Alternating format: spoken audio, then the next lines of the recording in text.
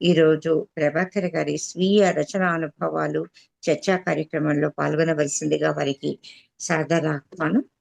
వారు ఇందాక నవలా సామ్రాజ్యాన్ని ఏర్పాటు చేశారన్నారు. మేము తప్పకుండా వస్తాం సార్ చూడడానికి. సార్ ఇందాక చెప్పినట్టు మాకు వరంగల్ చాలా దగ్గరే. ధన్యవాదాలండి. కార్యక్రమంలో పాల్గొనవలసిందిగా, చర్చ కొనసాగించవలసిందిగా ఆహ్వానం. ధన్యవాదాలు సార్. మురళీకృష్ణ సార్.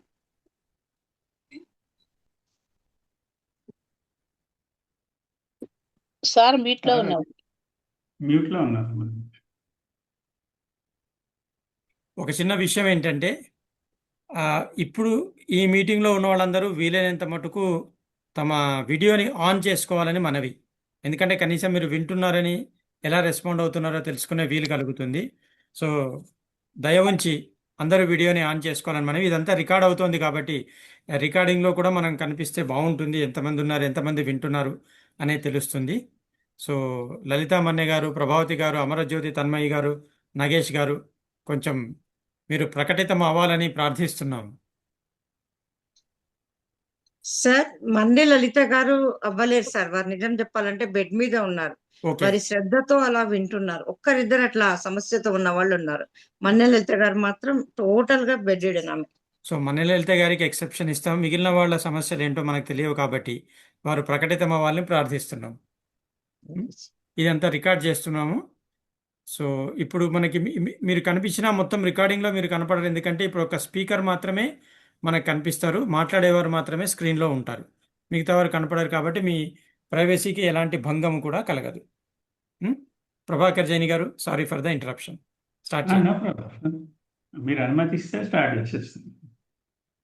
ముందుగా నా సాహిత్య ప్రస్థానానికి గురువులుగా నేను భావించే నలుగురు వ్యక్తులు ఉన్నారు. వారికి వందనాలు అర్పిస్తాను.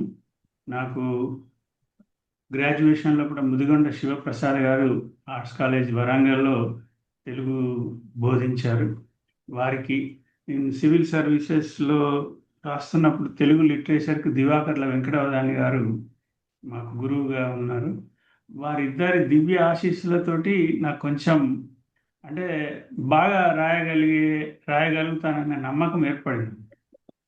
ఈ సివిల్ సర్వీసెస్లో నేను తెలుగు లిటరేచర్ హిస్టరీతో రాశాను అనమాట.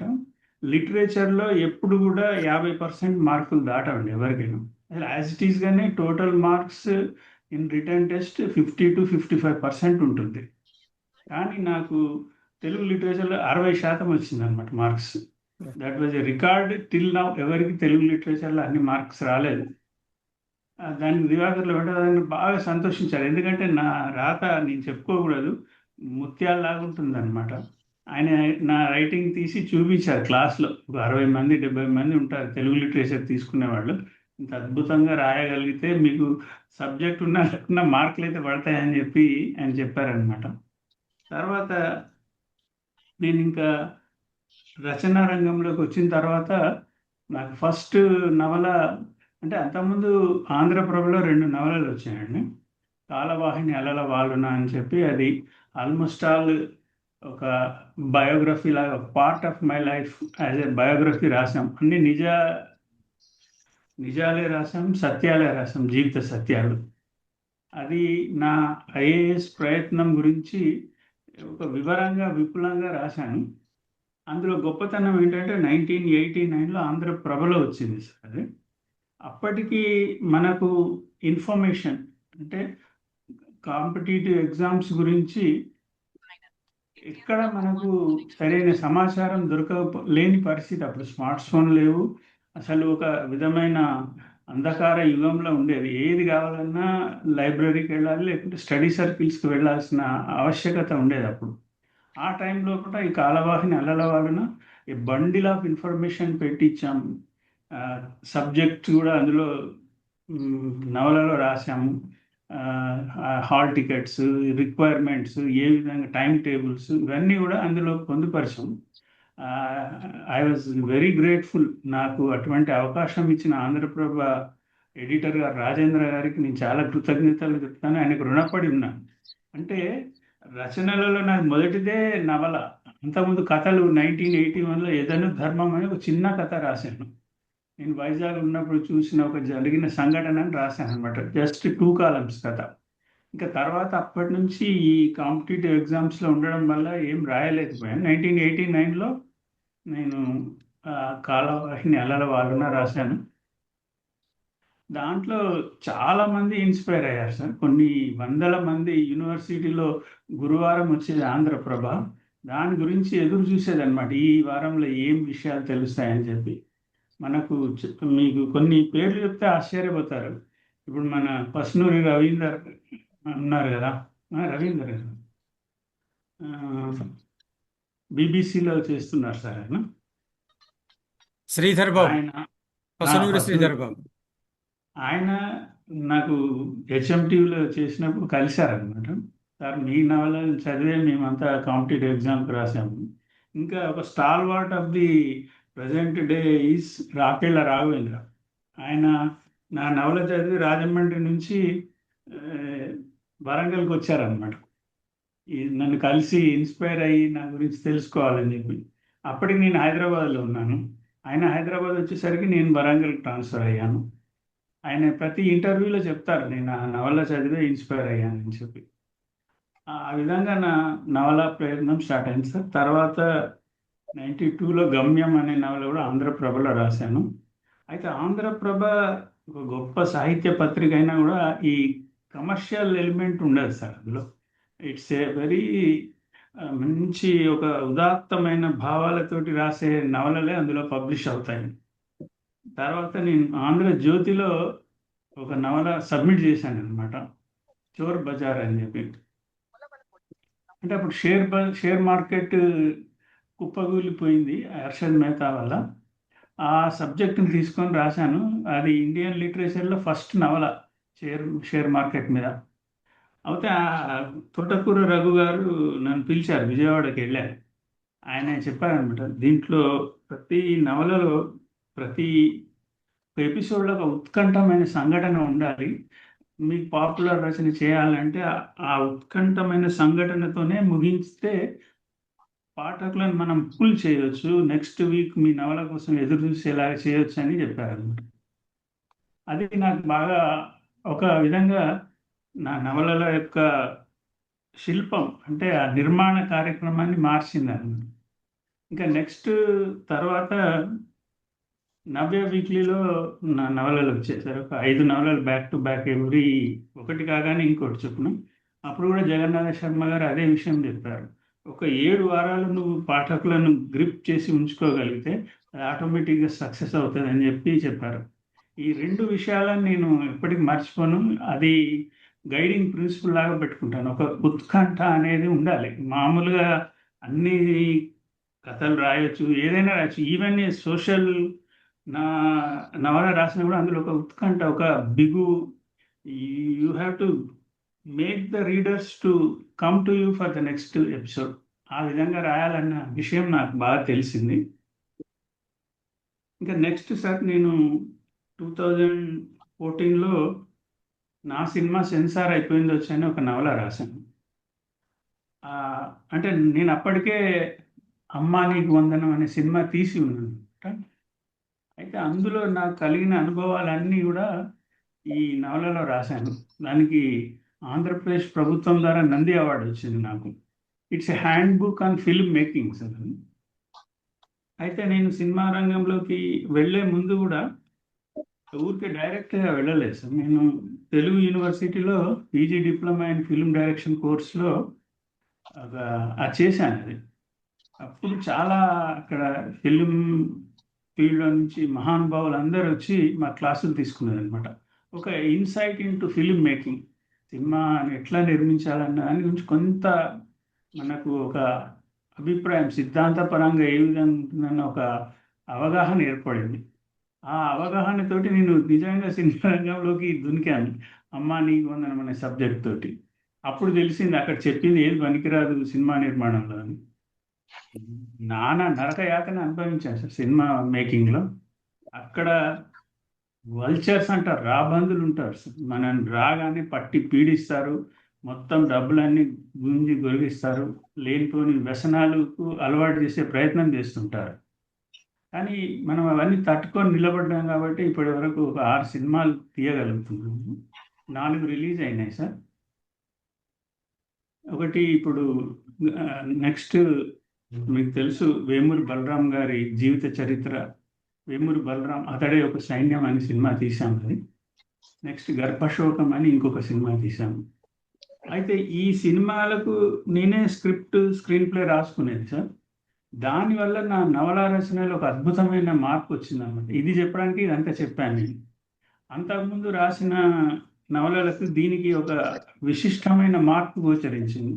ఒక పకడ్బందీ ఒక సీన్ మనం పిక్చరైజ్ చేయాలంటే ఏ విధంగా రాసుకుంటామో నవలలో కూడా అటువంటి సంఘటనలను అదే విధంగా రాస్తే చాలా పాఠకుల మనసులకు హత్తుకొని పోతుంటుంది అనమాట. ఆ విధంగా నా రచనలో ఒక విశేషమైన మార్పు జరిగింది. అయితే నేను అందరూ అన్నీ చెప్పారు కదా సార్, ఆ విషయాలు కాకుండా నేను కొన్ని విషయాలు చెప్పాలనుకుంటున్నాను. మీరు కూడా దయతో అంగీకరించి నా సినీ రంగం మీద ఒక నవల నాదొక ఆకాశం అని మన సంచికల సీరియల్ వచ్చింది. అయితే నేను సినిమా రంగం మీదనే చాలా వరకు కాన్సన్ట్రేట్ చేశాను సార్. ఒక ఈ 2014 నుంచి ఇప్పటి వరకు ఒక 6 నవలలు సినిమా రంగం మీదనే రాశాను. ఇప్పటికి కూడా మల్లె తీగలో కూడా వస్తుంది నాయకి అని. అట్లాగే నెక్స్ట్ విశాలాక్షిలో ఎంఆర్ఐ స్కానింగ్ ఆఫ్ టాలీవుడ్ అని ఇంకొక వస్తుంది. అంటే ఎందుకు సినిమా రంగం మీద రాయాలి అంటే, సినిమా రంగం మీద అసలు నవలలే లేవు సార్. ఒక పాకుడు రాళ్ళు తప్ప సినీ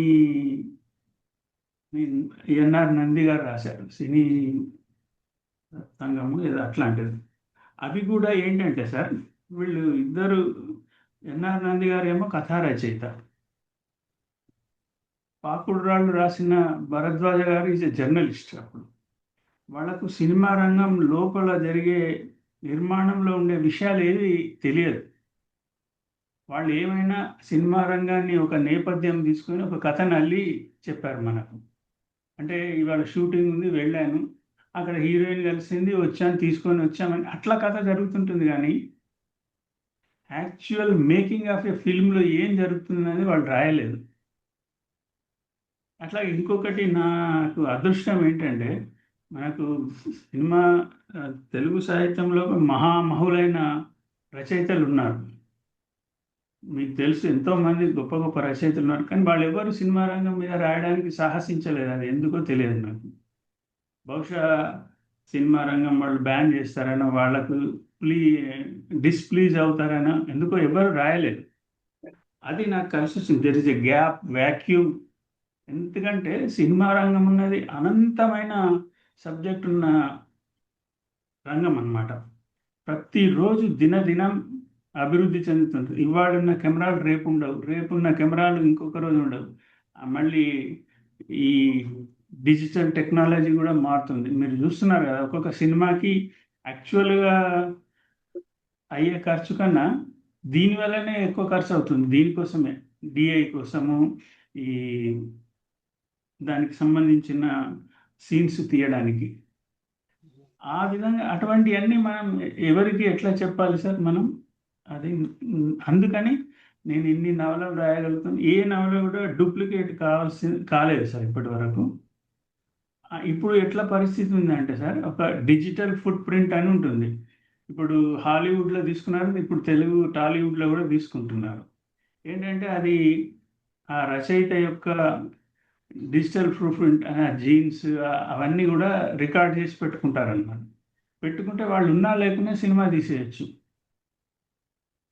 ఇప్పుడు చనిపోయిన యాక్టర్లను కూడా మనం ఆ డిజిటల్ ఫుట్ ప్రింట్ ఉంటే దాని ద్వారా సినిమా తీసేయచ్చు. ఇప్పుడు అసలు నటులు ఉండాల్సిన అవసరమే లేదు సార్. ఇప్పుడు నటులు లేకున్నా వాళ్ళకి తీయచ్చు మనం సినిమాని.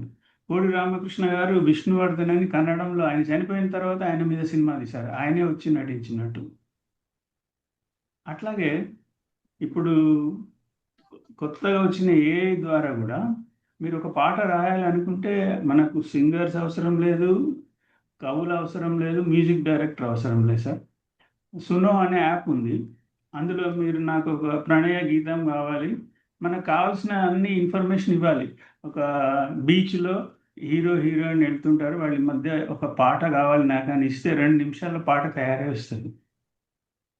ఈ నీడ్ నాట్ అందరినీ ఎంగేజ్ చేయాల్సిన పని కూడా లేదు. అట్లాగే స్క్రీన్ ప్లే రైటర్స్ కూడా ఇప్పుడు అవసరం లేదు సార్. మీరు నాకు ఈ కథ కావాలి, ఇంత డ్యూరేషన్లో ఉండాలి, ఇన్ని సంఘటనలు ఉండాలి, దీని బ్యాక్ డ్రాప్ ఇది అని చెప్పి ఒక ఫీడింగ్ ఇచ్చేస్తే ఒక 1 అవర్లో కూడా మొత్తం 200 పేజీల బౌండెడ్ స్క్రిప్ట్ స్క్రీన్ ప్లే ఇచ్చేస్తుంది. అంటే ఈ విషయాలన్నీ సామాన్య ప్రజలకు తెలియదు. మనం ఇంతవరకు ఇప్పుడు పాఠకులు మనకంటే తెలివిన వారు ఉన్నారు సార్ ఈ జనరేషన్లో. ఇప్పుడు ఈ ఆల్ఫా జనరేషన్, గామా జనరేషన్ అని వస్తున్నారు కదా, వాళ్ళకి అవన్నీ తెలుసు విషయాలు. మనం వాళ్ళకి తెలియని విషయాలు చెప్పగలిగితేనే వాళ్ళు రచనల పట్ల ఆసక్తి చూపించగలుగుతారు. వాళ్ళని వీ కెన్ అట్రాక్ట్ దెమ్. ఆ ఉద్దేశంతో నేను ఈ నవలలు రాయాలని చూస్తున్నాను సార్. అట్లాగే మల్లె తీగలో వస్తున్న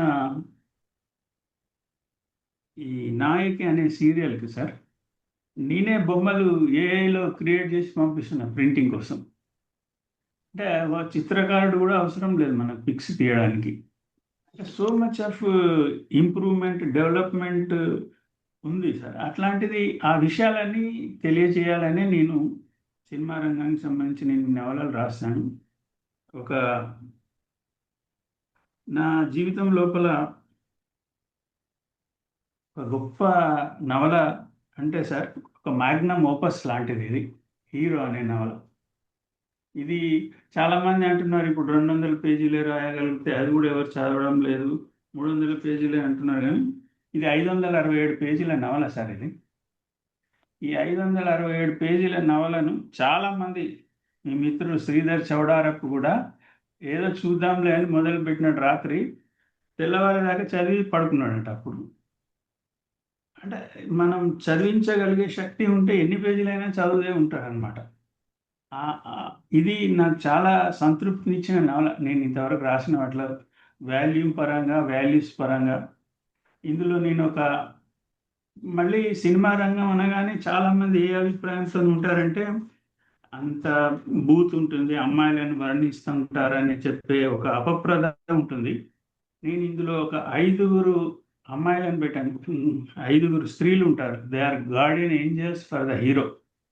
హీరో తల్లి ఒక ఆమె, హీరో లవర్ ఒక ఆమె, హీరో దగ్గర పనిచేసే అమ్మాయి ఒక ఆమె, మళ్ళీ హీరో కోసం సపోర్ట్ చేసే ఒక రిపోర్టర్, ఒక ఐపీఎస్ ఆఫీసర్. వీళ్ళందరూ అతనికి ఒక వెన్నుదన్నుగా నిలబడి ఆయన కష్టాలు ఉన్నప్పుడు ఆదుకుంటారు అనమాట. ఇందులో సబ్జెక్ట్ కూడా సార్ మామూలుగా హీరో అంటే అది కాదు. దీన్ని ఒక కాస్ట్యూమర్ను ముందు తీసుకున్నాను. కాస్ట్యూమ్ అనే మనకు సినిమా రంగం లోపల 24 క్రాఫ్ట్స్ ఉన్నాయి సార్. 24 క్రాఫ్ట్స్ లోపల కాస్ట్యూమ్స్ కూడా ఒక గొప్ప డిపార్ట్మెంట్ అనమాట. దాంట్లో ఎన్ని రకాల సమస్యలు ఉన్నాయి, ఎంత డబ్బు వేస్ట్ అవుతుంది, ఎంత ఒక్కొక్కళ్ళు కాస్ట్యూమర్గా చేసి నిర్మాతగా తయారైనా ఉన్నాడు. కాస్ట్యూమ్ కృష్ణ అనే పేరే ఉంది మనకు. కాస్ట్యూమ్ చేసి అతను సినీ నిర్మాతగా తర్వాత నటుడిగా ఎదిగి ఇప్పుడు ఉన్నాడు అనమాట. అంటే దాంట్లో ఉన్న లాభాలు కూడా ఎవరికి తెలియదు బయటి వాళ్ళకు. చూస్తే ఆ చిన్న కొట్టు పెట్టుకొని మిషన్ కొట్టుకుంటూ ఉంటారు, కానీ they make so much of money అట్లా అనమాట. దీంట్లో నేను ఒక గొప్ప ప్రయోగం చేశాను సార్. ఇది సినిమా రంగానికి సంబంధించింది అనగానే చాలామంది గొప్ప రచయితలు కూడా ఎవరైనా సరే పాకుడు రాళ్ళు ఉంది కదా అంటారు సార్. పాకుడు రాళ్ళు అనేది 1965లో రాశారు. యాజ్ ఆఫ్ టుడే 60 years క్రితం రాసిన నవల. ఆ రోజున్న మద్రాసులో ఉన్న తెలుగు సినిమా రంగానికి, ఈరోజు హైదరాబాద్లో ఉన్న టాలీవుడ్ సినిమా రంగానికి ఏ పోలిక లేదు సార్. జస్ట్ ఒక సినిమా రంగం అని మాత్రమే ఉంటుంది, కానీ ఇంకేముండదు అందులో. ఆ విధంగా దానికి ఇప్పుడున్న లేటెస్ట్ టెక్నాలజీతో నేను ఇది రాశాను. దీంట్లో విహారి గారు ఈ నవలను అయితే ఒక ఒక గొప్ప ప్రయోగం చేశాను సార్. అందరూ పాకుడు రాళ్ళు అంటున్నారు కదా అని చెప్పి నేను పాకుడు రాళ్ళు నవలను, నా హీరో నవలను తులనాత్మక పరిశీలన చేయమని చెప్పి నేను ఒక పోటీ పెట్టాను. ₹1,00,000 బహుమతి ఇస్తానని చెప్పి. First prize 50,000, second prize 30,000, third prize 20,000. ఇందులో విహారి గారు ఒక అద్భుతమైన 250 పేజీల మనం పరిశోధనాత్మక వ్యాసం రామంటే ఆయన పరిశోధనాత్మక గ్రంథమే రాశారనమాట. ఆయనకు 50,000 బహుమతి లభించింది. అందులో ఆయన చెప్పిన దానికి ఒక చిన్న క్లుప్తంగా చదివి చెప్తాను సార్. హీరో నవలా నిర్మాణం ప్రణాళికాబద్ధంగా నిర్వహింపబడింది. సాంప్రదాయక రచనా విధానంలో ముఖ్య అంశాలైన setting, pinning of the plot, characterisation, unity of space, time, event వంటివన్నీ పాటిస్తూ వీటన్నిటినీ తనదైన ముద్రతో చదువరికి ఉత్కంఠ కలిగిస్తూ సంఘటనాత్మకంగా, వర్ణనాత్మకంగా, సంఘర్షణాత్మకంగా కథనాన్ని సాగించారు ప్రభాకర్ గారు. ఒక ఉత్తమ సాంఘిక నవలగా రూపుదిద్దారు. అట్లాగే మల్లాది వెంకటకృష్ణమూర్తి గారు దీని గురించి తమ అభిప్రాయాన్ని ఈ విధంగా చెప్పారు సార్. శ్రీ ప్రభాకర్ జైని గారి కొత్త నవల హీరోలో నాకు బాగా నచ్చిన అంశం శైలి. మొదలు పెట్టినప్పటి నుంచి ఆపకుండా చదివించే చక్కటి శైలి ఆయనది. నవలలోని అనేక చర్చనీయాంశాలు, సమాచారం ఏమాత్రం విసుగు పుట్టించవు. కథ నుంచి విడిపడకుండా కథనం సాగింది. ఇట్లా ప్రముఖులంతా సలీం గారు కూడా చెప్పారు. నువ్వు నన్ను నమ్ముతావు కదమ్మా అని చందు అడిగినప్పుడు, నువ్వు తప్పు చేస్తావని నేను ఎప్పుడూ అనుకోను. నువ్వు తప్పు చేసేవాడివైతే ఇక్కడికి చేరుకునే వాళ్ళమే కాదు, ఇక్కడికి చేరుకున్నాక మళ్ళీ అక్కడికే వెళ్తామని నువ్వు అన్నా నేను సిద్ధమేరా అంటుంది తల్లి. కొడుకు మీద ఎంతటి అచంచలమైన నమ్మకం ఆ తల్లికి. అటువంటి తల్లుల ప్రోత్సాహమే ఉంటే కొడుకులు తారాల్ని తెంపుకురమ్మన్నా తెంపుకొచ్చి ఆ తల్లి దోసిట్లో పోయగలరు కదా. ఈ విధంగా తమ అభిప్రాయాలు తెలియజేశారు సార్.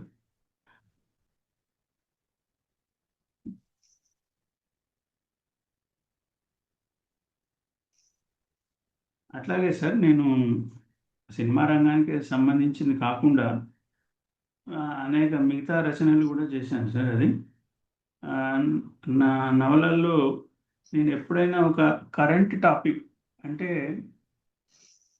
ఒక సమకాలీన సమాజం లోపల ఉన్న ఒక సమస్యను తీసుకొని నవలలు రాస్తుంటాను. ఆ నవలలు ఆ టాపిక్ని ఎట్లా ఎన్నుకోవాలన్నదే పెద్ద సమస్య సార్. కథాంశం ఎన్నుకోవడమే చాలా ముఖ్యమైన విషయం. ఎందుకంటే మామూలు కుటుంబ గాథలు, తల్లిదండ్రులను కొడుకు కోడలు ఏడ్పించడము, ప్రేమ కథలు ఇవన్నీ అయిపోయినాయి. వాటికి రాటెన్ సబ్జెక్ట్స్. ఆ సబ్జెక్ట్స్ మీద రాస్తే అది ఒక 70s, 80sలో నడిచింది, కానీ 90s తర్వాత ఆ సబ్జెక్ట్స్కి పెద్ద ఆదరణ లేదు సార్. ఒక ఎడిటర్ నాతో చెప్పారు, మాకు ప్రతి వారం కొన్ని 100 కథలు వస్తుంటాయి, అందులో 70-80% ఈ వృద్ధుల కథలే వస్తాయి, వృద్ధుల సమస్యలు, వృద్ధులే. అది చూడగానే మేము తీసి చెత్తబుట్టలో వేస్తాము, అందుకని అటువంటి కథలు రాయకండి అని ఆయన చెప్పేవారు అనమాట. అందుకని మనం ఒక కథాంశాన్ని ఎన్నుకోవాలంటే దానికి ఒక ముఖ్యమైన భూమిక ఉండాలి సార్. మన లాక్షణికులు చెప్పింది ఏంటంటే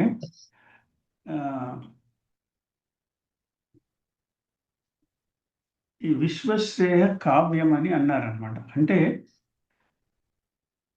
ప్రపంచానికి, విశ్వానికి శ్రేయస్సు కలిగించే గొప్ప లక్షణాలున్న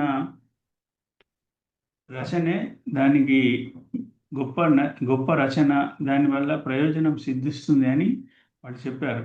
దాంతోపాటు ఇంకొకటి కూడా చెప్పారనమాట. ఏంటంటే ఈ కవి అనేవాడు క్రాంతదర్శి అనమాట. కవి అనేవాడు క్రాంతదర్శి. అంటే మనం సమాజంలో నివసిస్తూనే సమాజానికి భవిష్యత్తులో రాబోయే సమస్యలను ముందుగానే పసిగట్టి సమాజాన్ని సెన్సిటైజ్ చేయాలి. అంటే ఆ సమస్యను ప్రజలకు తెలియజేసి దానికి పరిష్కార మార్గాలు కూడా ఆలోచించే విధంగా అతను రచనలు చేయాలన్నమాట. నేనైతే అదే ఒక మోటోగా పెట్టుకొని కొన్ని నవలలు రాస్తుంటాను సార్. ఇప్పుడు నేను లేటెస్ట్గా రాసింది అసమర్థుని జీవయాత్ర అని ఉంది సార్. నేను సమర్థుని జీవయాత్ర అని రాశాను. ఎందుకంటే అసమర్థుని జీవయాత్ర ఆ కాలంలో అది అద్భుతమైన నవల. దానివల్ల ఒక విధమైన సిద్ధాంతాన్ని మనం పాఠకులకు మధ్య తెలియజేయగలిగాం. కానీ ఈ కాలానికి అది ఉపయోగపడుతుందా? పావలా పెట్టి పాల్గొనలేని పరిస్థితి ఇప్పుడు ఉందా?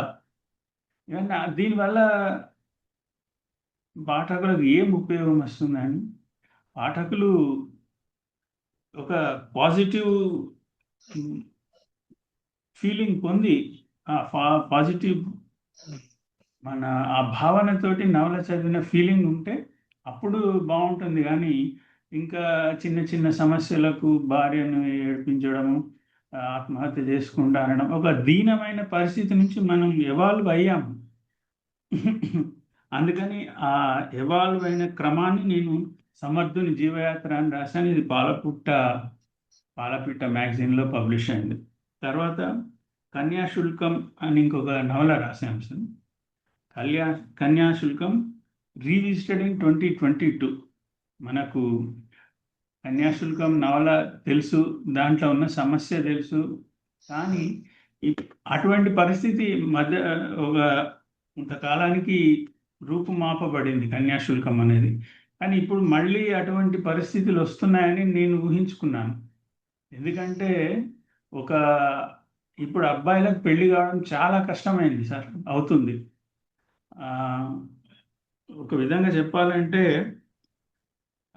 ఈ అమ్మాయిల తల్లిదండ్రుల గొంతెమ్మ కోరికల కారణంగా అమ్మాయిలు పెళ్లి కాకుండా పర్లేదు కానీ తమ కోరికలు నెరవేరే వరకు పెళ్లి చేసుకోమని నిర్ణయించుకుంటున్నారు. ఆ విధంగా అదొక సమస్య. ఇది కొన్ని కులాలలో బాగా ఎక్కువగా పీడిస్తుంది. ముఖ్యంగా నేను ఆర్యవైశ్య కులానికి చెందుతాను. ఈ ఆర్యవైశ్య కులంలో మాత్రం అబ్బాయిలకు అమ్మాయిలే దొరకడం లేదు. అది చాలా పెద్ద సమస్య. అందరు చూసి దాన్ని పట్టించుకోరు, దాన్ని సమాజాన్ని సెన్సిటైజ్ చేయాలని అనుకోరు. బట్ దాని ధైర్యంగా నేను తీసుకొచ్చాను. అది ఆంధ్రప్రభ సండే మ్యాగజైన్లో దాదాపు 52 వారాలు వచ్చింది సార్. అట్లాగే ఇప్పుడు చివరకు మిగిలేదని ఒక నవల ఉంది. దాన్ని కూడా నేను చివరకు మిగలనిది అని ఇంకొక నవల రాస్తున్నాను. అంటే ఓకే, ఆ కాలానికి అవి ఉపయోగపడ్డాయి. ఒక విధంగా వాళ్ళ భావాలు వ్యక్తీకరించారు, కానీ అందులో పెద్దగా సమాజానికి ప్రయోజనం కలిగించే అంశం ఏది లేదు. అంటే మనం వాళ్ళని కించపరచడం కాదు, మనం ఒక కొలమానం పెట్టుకొని ఒక పరీక్ష అద్దంలోంచి చూస్తే వాటి లోపల ఉన్న ప్రయోజనం ఏంటి సమాజానికి అనేది ఆలోచించాలి. ఒకవేళ నేను తప్పు కూడా కావచ్చు, ఎవరికైనా మనసు బాధ కలిగితే, వాళ్ళ మనోభావాలు దెబ్బతింటే నన్ను క్షమించండి. నా ఉద్దేశం అదే సార్. అది ఆ విధంగా ఈ నవలలన్నీ రాస్తున్నాను. నేను ఎక్కువగా ఈ కరెంట్ టాపిక్స్ తీసుకుంటాను సార్. ఎందుకంటే కరెంట్ టాపిక్స్ లోపల దానివల్లనే ఆ సమాజంలో జరిగే విషయాలన్నీ మనం చర్చించుకోవచ్చు. అట్లాగని ఒక రా సబ్జెక్ట్, డ్రై సబ్జెక్ట్తో ఉండదండి. ఆ సబ్జెక్టుని తీసుకొని దానికి కావాల్సిన పారాఫెర్నేలియా అంటే అవన్నీ దానికి జోడిస్తానన్నమాట. జోడించి ఒక ప్యాలెటబుల్ అంటే ఒక రుచికరమైన వంటకాన్ని చేసినట్టుగా అద్భుతమైన నవలను తయారు చేస్తాను నేను.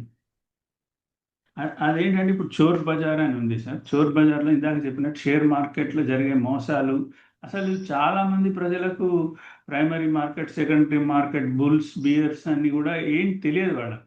అవన్నీ నేను ఆ నవలలో చూపించాను. ప్రతి వారం నాకు ఒక 20-30 ఉత్తరాలు వచ్చేది ఆ నవల చదువుతున్నంత కాలం. అట్లాగే రూపాయలు వస్తున్నాయి జాగ్రత్త అని. ఫేక్ కరెన్సీ అని చాలా పెద్ద సమస్య సార్, ఈవెన్ నౌ ఉంది. అందుకనే మనకు 2016 లోపల నోట్ల రద్దు జరిగిందనమాట. నోట్ల రద్దు జరిగిన తర్వాత పాకిస్తాన్, బంగ్లాదేశ్, నేపాల్లో కొన్ని వందల మంది ఆత్మహత్య చేసుకున్నారు.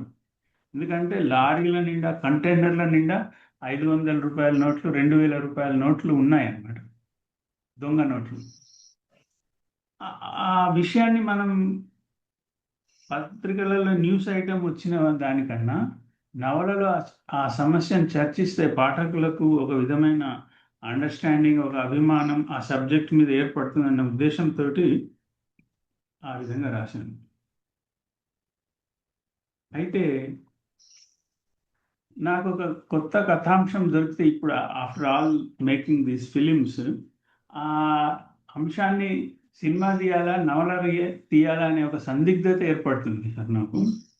ఇప్పుడు ఈ గర్భకోశం అనే సమస్య నాకు తెలిసింది అనమాట. ఒక పేపర్ లోపల అద్దెకు అమ్మ గర్భం అనే ఐటమ్ వచ్చిందనమాట, న్యూస్ ఐటమ్. ఆ పేరు చాలా క్యాచీగా అనిపించింది. అంటే అమ్మకు అద్దె గర్భం అంటే ఏంటి అన్నది చదివితే తెలుస్తుంది. ఆ సబ్జెక్ట్ తీసుకొని నేను అమ్మ నీకు వందనం అనే సినిమా తీశాను. ఎందుకంటే ఆ రాయితే ఒక పేరాలో దానికి సంబంధించిన విషయం అర్థమైపోతుంది. కానీ ఒక సినిమా తీస్తే దాన్ని ఎంత బాగా దాన్ని ప్రజలు ఆదరించారంటే, నాకు సినిమా థియేటర్లలో సినిమాలు రిలీజ్ కావు సార్. నాకు నేను యూట్యూబ్లో పెట్టుకోవడము, లేకుంటే వీళ్ళ ద్వారా కొన్ని ఛానల్స్ ద్వారా వాటిని మ్యాంగో వీడియోస్ అట్లాంటి ఓల్గా వీడియోస్ వాళ్ళ ద్వారా పెట్టుకున్నప్పుడు కొంచెం బాగా మనకు ప్రాచుర్యం పొందింది. ఆ విధంగా జరిగింది సార్. ఇంకొక విషయం నేను చెప్పాలి సార్, ఈ నవలల గురించే కాకుండా నేను ఆ మధ్య ఒక కథ రాశాను, సర్దుకున్నారా అని చెప్పి. అది మామూలు కథే, అందులో ఏముందో నాకు తెలియదు ఇప్పటికి కూడా. ఆఫ్టర్ ఆల్ దీస్ ఇయర్స్ 2019లో పబ్లిష్ అయింది సాక్షిలో. కానీ ఇప్పటికి నా ఒక రఫ్ అంచనా, నేనే రచయితను కాబట్టి కొంత అభిమానంతో ఎక్కువ చెప్పినా కూడా plus or minus 30 lakhs people చదివారు సార్. అది మీకు ప్లస్ ఆర్ మైనస్ ఒక 5 లక్షలు అనుకున్నా కూడా 25 నుంచి 35 లక్షల మంది చదివారు. అది ఎందుకు చదివారని చెప్తున్నా అంటే, అది ప్రపంచం మొత్తం మీద 4,000 గ్రూపుల్లో తిరుగుతూ ఉంది అనమాట. వాళ్ళు చాలామంది దుబాయ్ నుంచి, అమెరికా నుంచి, కెనడా నుంచి అది నాకు పంపించి, మా మిత్రులు ఈ కథ బాగుంది, మీరు చదవండి, మీరు చదివి బాగుంటే మీ మిత్రులకు పంపండి అని నాకే పంపిస్తుంటారు వాళ్ళు. అట్లా ఎన్నో గ్రూపులలో ఎంతోమంది దాన్ని నా పేరు తీసేసి వాళ్ళ పేర్లు పెట్టుకొని రాశారు. దాన్ని పత్రికలలో ప్రచురించారు. ఈ ఆడియో ఫైల్స్ చేశారు, ఒక 10 మంది వరకు ఆడియో ఫైల్స్ చేశారు. కొప్పర్తి రాంబాబు గారు, ఈ లక్ష్మీ పద్మావతి గారు, కామేశ్వరరావు గారు, ఇట్లాంటి వాళ్ళంతా. అయితే దాన్ని ఇప్పుడు నేను ఇందాక చెప్పాను కదా సార్, నా ఫోటో వెనకాల గోవా బీచ్ లాగా ఉందని చెప్పి, ఈ సర్దుకున్నారా కథని నేను ఒక 20 నిమిషాల పాటు ఒక ఫిల్మ్ షూట్ చేశాను. అంటే నేను ఎక్కడికి వెళ్ళలేదు, ఏ నటులు లేరు, ఏ డైలాగ్స్ చెప్పలేదు, డబ్బింగ్ లేదు, మ్యూజిక్ చేయించలేదు. కానీ ఏఐ ద్వారా నా స్టూడియోలో కూర్చొని నేను ఒక వీడియోను తయారు చేశాను, సినిమా వీడియోను. అంటే అంత గొప్ప సాంకేతికంగా మనం ఎదుగుతున్నాం. ఇది మంచికో చెడుకో తెలియదు, కానీ యాజ్ ఆఫ్ నౌ అయితే కొంత నయమే.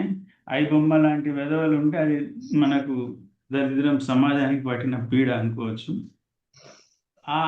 ఇది January 1st రిలీజ్ చేస్తున్నాను సార్. నాకు చాలా అద్భుతంగా వచ్చింది సర్దుకున్నారా అనే కథను వీడియో ఫిల్మ్గా తీయడం. అట్లాగే సార్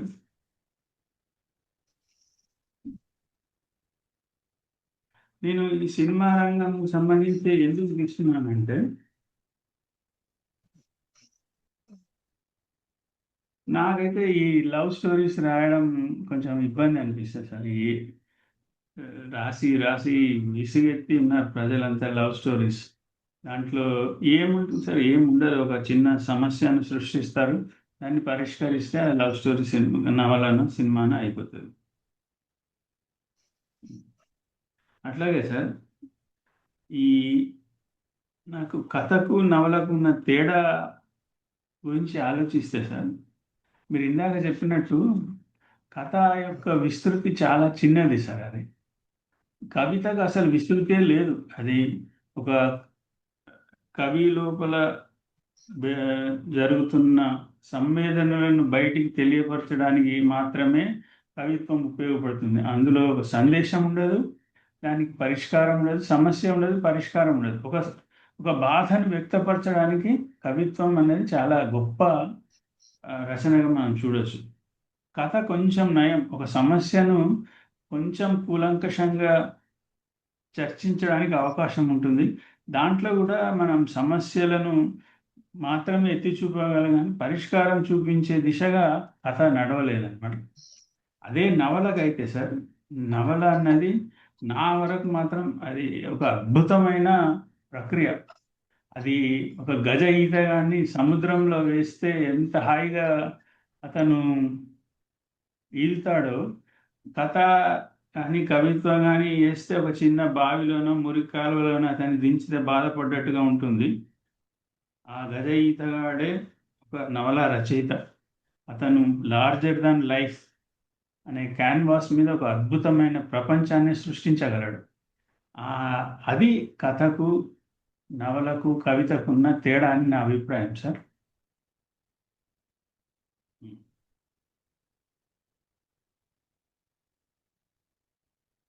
అట్లాగే నా ఉద్దేశంలో సార్ కొన్ని నవల పేర్లు కూడా చాలా పాత రకం పేర్లు అంత ఎఫెక్టివ్గా ఉండవని అనిపిస్తుంది.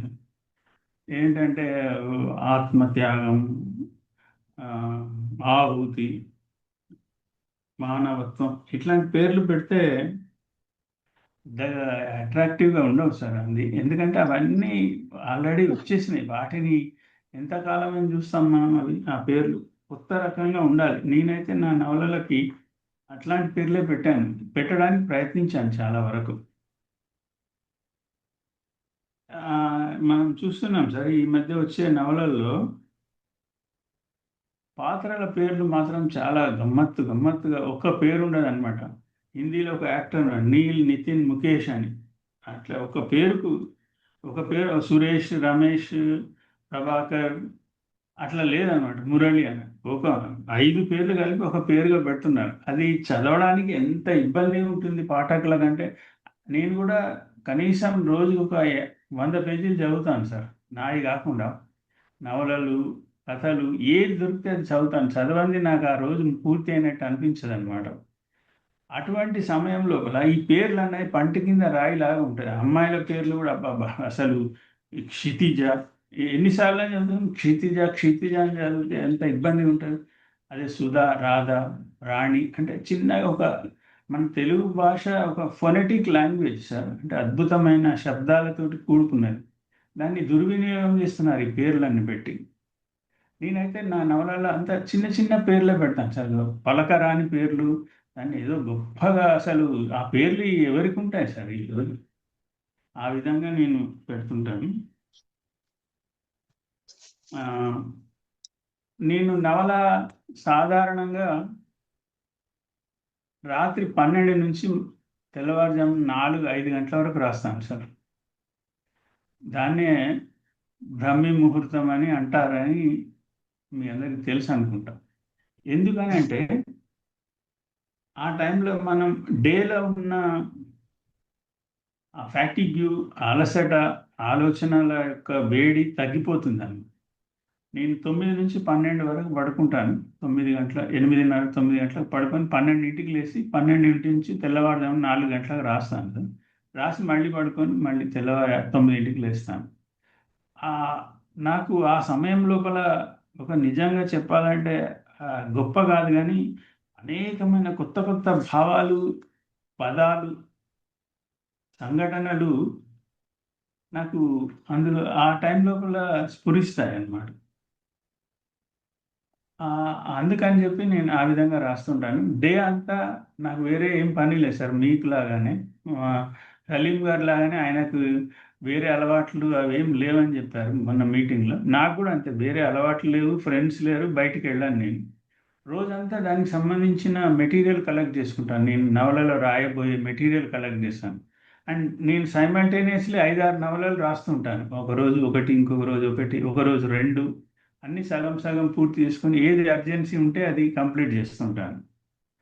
ఆ విధంగా నేను రోజంతా మెటీరియల్ కలెక్ట్ చేస్తాను సార్. నాకు ఆ లింక్స్ కానీ, పేపర్ కటింగ్స్ కానీ, ఈ మధ్య ఈ సోషల్ మీడియాలో వచ్చిన తర్వాత రీల్స్లో కూడా మనం కొన్ని అద్భుతమైన విషయాలు ఆ, ఉన్నాయి రీల్స్ లోపల, మన దేశ భద్రతకు సంబంధించినవి కానీ. నా దాంట్లో ఎక్కువ దేశ భద్రతకు సంబంధించిన టాపిక్సే ఉంటాయి సార్ ఎక్కువ. ఆ విధంగా నేను నా రచన సమయం అదే అన్నమాట. నేను ఇందాక అన్నట్టుగా పాఠకులు మనకంటే చాలా తెలివైన వాళ్ళు సార్. వాళ్ళ చేతిలో స్మార్ట్ ఫోన్ ఉంది, వాళ్ళు ప్రపంచ సాహిత్యాన్ని క్షుణ్ణంగా చదువుతున్నారు. అటువంటి తరుణం లోపల మనం ఏదో పేలవమైన రచన చేసి వాళ్ళకి తెలిసిన సబ్జెక్ట్నే మళ్ళీ మళ్ళీ చెప్తే వాళ్ళు తెలుగు భాషను ఎందుకు చదవాలన్నది మనకు మనమే ప్రశ్నించుకోవాలి సార్. అందుకని చెప్పి మనం బాగా వాళ్ళని అట్రాక్ట్ చేసే విధంగా కొత్త విషయాలు, వాళ్ళకి తెలియని విషయాలతోని సబ్జెక్టు నవల రాయాలి. అది అది ఎప్పుడు సాధ్యపడుతుంది? అది మనం మన సమాజాన్ని క్షుణ్ణంగా పరిశీలించినప్పుడు, లేదంటే ఆ బయట ప్రపంచంలో జరిగే విషయాలను అన్నిటిని గమనిస్తూ ఉంటేనే కొత్తగా రాగలుగుతాం. ఇప్పుడు మనకు ఎన్నో సమస్యలు ఉన్నాయి సార్. సెక్యూరిటీ పరంగా, దేశ భద్రత పరంగా ఎన్నో సమస్యలు ఉన్నాయి. అవన్నీ కూడా మనం ఒక నవలగా రాసుకోవచ్చు. నేనైతే అట్లానే రాస్తున్నాను. అది ఈసారి మన స్వాతి వారపత్రికల ఆఫీసర్ అండ్ స్పెషల్ డ్యూటీ అని పడింది, ఓఎస్డి అని. అందులో మీకు తెలుసో తెలియదో ఒక హృదయ విదారకమైన సంఘటనలు జరుగుతున్నాయి సార్. ఏంటంటే పల్లెటూళ్ళల్లో ఉండే స్కూళ్ళల్లో విచ్చలవిడిగా డ్రగ్స్, మందులు ఇవన్నీ అమ్ముతున్నారనమాట. అక్కడ ఉన్న లోకల్ నాయకులు వాళ్ళని ప్రోత్సహించి వాటిని నుంచి అన్ని అసాంఘిక కార్యక్రమాలకు పురిగొల్పుతున్నారు. ఇంకొక విషయం ఏంటంటే, మన ఎక్కడైనా సరే ఈ దేశం లోపల సాంఘిక సంక్షేమ శాఖ వాళ్ళ హాస్టల్స్ ఉన్నాయి అమ్మాయిలకు. కస్తూర్బా గాంధీ హాస్టల్స్ అని. అందులో జరిగే ఘోరాలు చెప్పాలంటే మనం గుండె కరిగిపోతుంది సార్. గుండె కింద కండ కదిలి కన్నీళ్లు కారుతుంటాయి. దాదాపు నేను ఆ శాతం చెప్పకూడదు, 8th 9th 10th చేసే వాళ్ళందరూ సెక్సువల్ అబ్యూస్కు గురవుతున్నారు, గర్భవతులు అవుతున్నారు, వాళ్ళను అబార్షన్లు చేస్తున్నారు. ఒక్క నిమిషం ప్రభాకర్ జైన్ గారు, సారీ. లలితా చండి గారు, మీరు మ్యూట్ చేసుకోవాలి.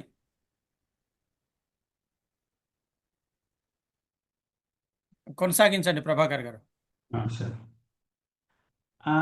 ఆ సబ్జెక్ట్ మనందరికీ తెలుసు, కానీ మనం ఎందుకు దాని గురించి చర్చించడం లేదు అన్న ఉద్దేశంతో అది రాశాను సార్ నేను, ఆఫీసర్ అండ్ స్పెషల్ డ్యూటీ అని చెప్పి. ఇంకొకటి అంటే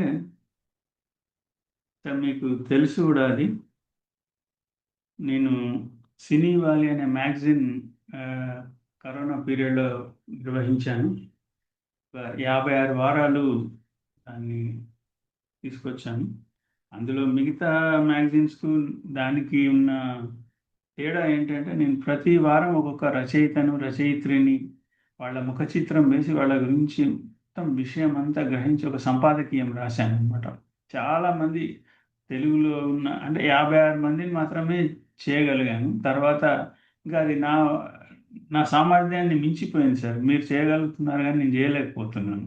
ఎందుకంటే ఆ మ్యాగజైన్ అయిపోయిన తెల్లారి నుంచి మళ్ళీ మ్యాగజైన్ గురించే ప్రయత్నించాల్సి వస్తుంది నేను. అది నా వల్ల కాదు. నేను నా రచన వ్యాసంగం, సినిమాలు అన్నీ ఆ 1 ఇయర్ పోస్ట్పోన్ అయిపోయినాయి. సినిమాలు స్టార్ట్ చేయడం, ఆగిపోవడం, నా రచనలు ఏం లేవు ఆ పీరియడ్లో. అందుకని దానికి బై బై చెప్పేసిన అనమాట.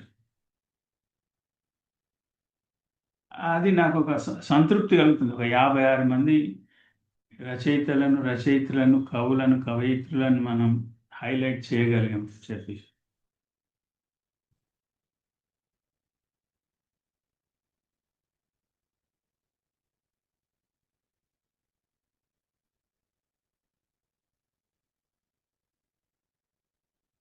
నాకు ఈ మధ్య చదివిన ఒక 2-3 కొటేషన్స్ చాలా అద్భుతంగా అనిపించాయి సార్. తెలుగులోనే నేను దాన్ని తెలుగులో ట్రాన్స్లేట్ చేసుకున్నాను. ఒకటేమో ఇంగ్లీష్లో ఉంది.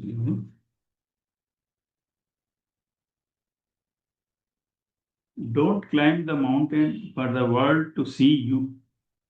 Don't climb the mountain for the world to see you. Climb the mountain for you to see the world. మనం ప్రపంచానికి మనం చూపించుకోవడానికి కాదు, మనం ప్రపంచాన్ని చూడడానికి ఒక పర్వతాన్ని ఎక్కాలని అనే ఒక కొటేషన్ ఉంటుంది. అట్లాగే పంజరాల్లో జన్మించిన పావురాళ్ళు ఆకాశంలో ఎగిరే పావురాయిని చూసి పాపం వాటికి ఏదో జబ్బు ఉందని అనుకుంటాయంట. ఎంత గొప్ప అర్థం ఉంది సార్, అది ఎవరో మహానుభావులు రాశారు. అట్లా నా నవలలో కూడా అనేకమైన కొటేషన్స్ రాయగలిగాను సార్ నేను. ఇంకా దాదాపు అంతా అయిపోయింది సార్. నేను మీకు తెలుసు, నేను రాశాను ఇన్ని రకాలుగా రకరకాల ఫీల్డ్స్లో. నాకు ఒక ఛానల్ కూడా ఉంది, యూట్యూబ్ ఛానల్ నమస్తే వరంగల్ అని. అందులో 1,60,000 మంది సబ్స్క్రైబర్స్ ఉన్నారు సార్. ప్రతి వారం ఒక వీడియో, అంటే తెలంగాణ రూరల్ కామెడీ అవి తీసి అందులో పోస్ట్ చేస్తుంటాం. మనకు ఒక టీం ఉంది. అది దాంట్లో 1,60,000 మంది సబ్స్క్రైబర్స్ ఉన్నారు. 4 కోట్ల మంది వ్యూస్ వచ్చాయి ఇప్పటి వరకు. సో నేను సినిమాలు తీయలేని సబ్జెక్ట్స్ అన్నీ అటు మళ్ళించి అక్కడి నుంచి టెలికాస్ట్ చేస్తుంటాం. అట్లాగే సార్ ఇంకా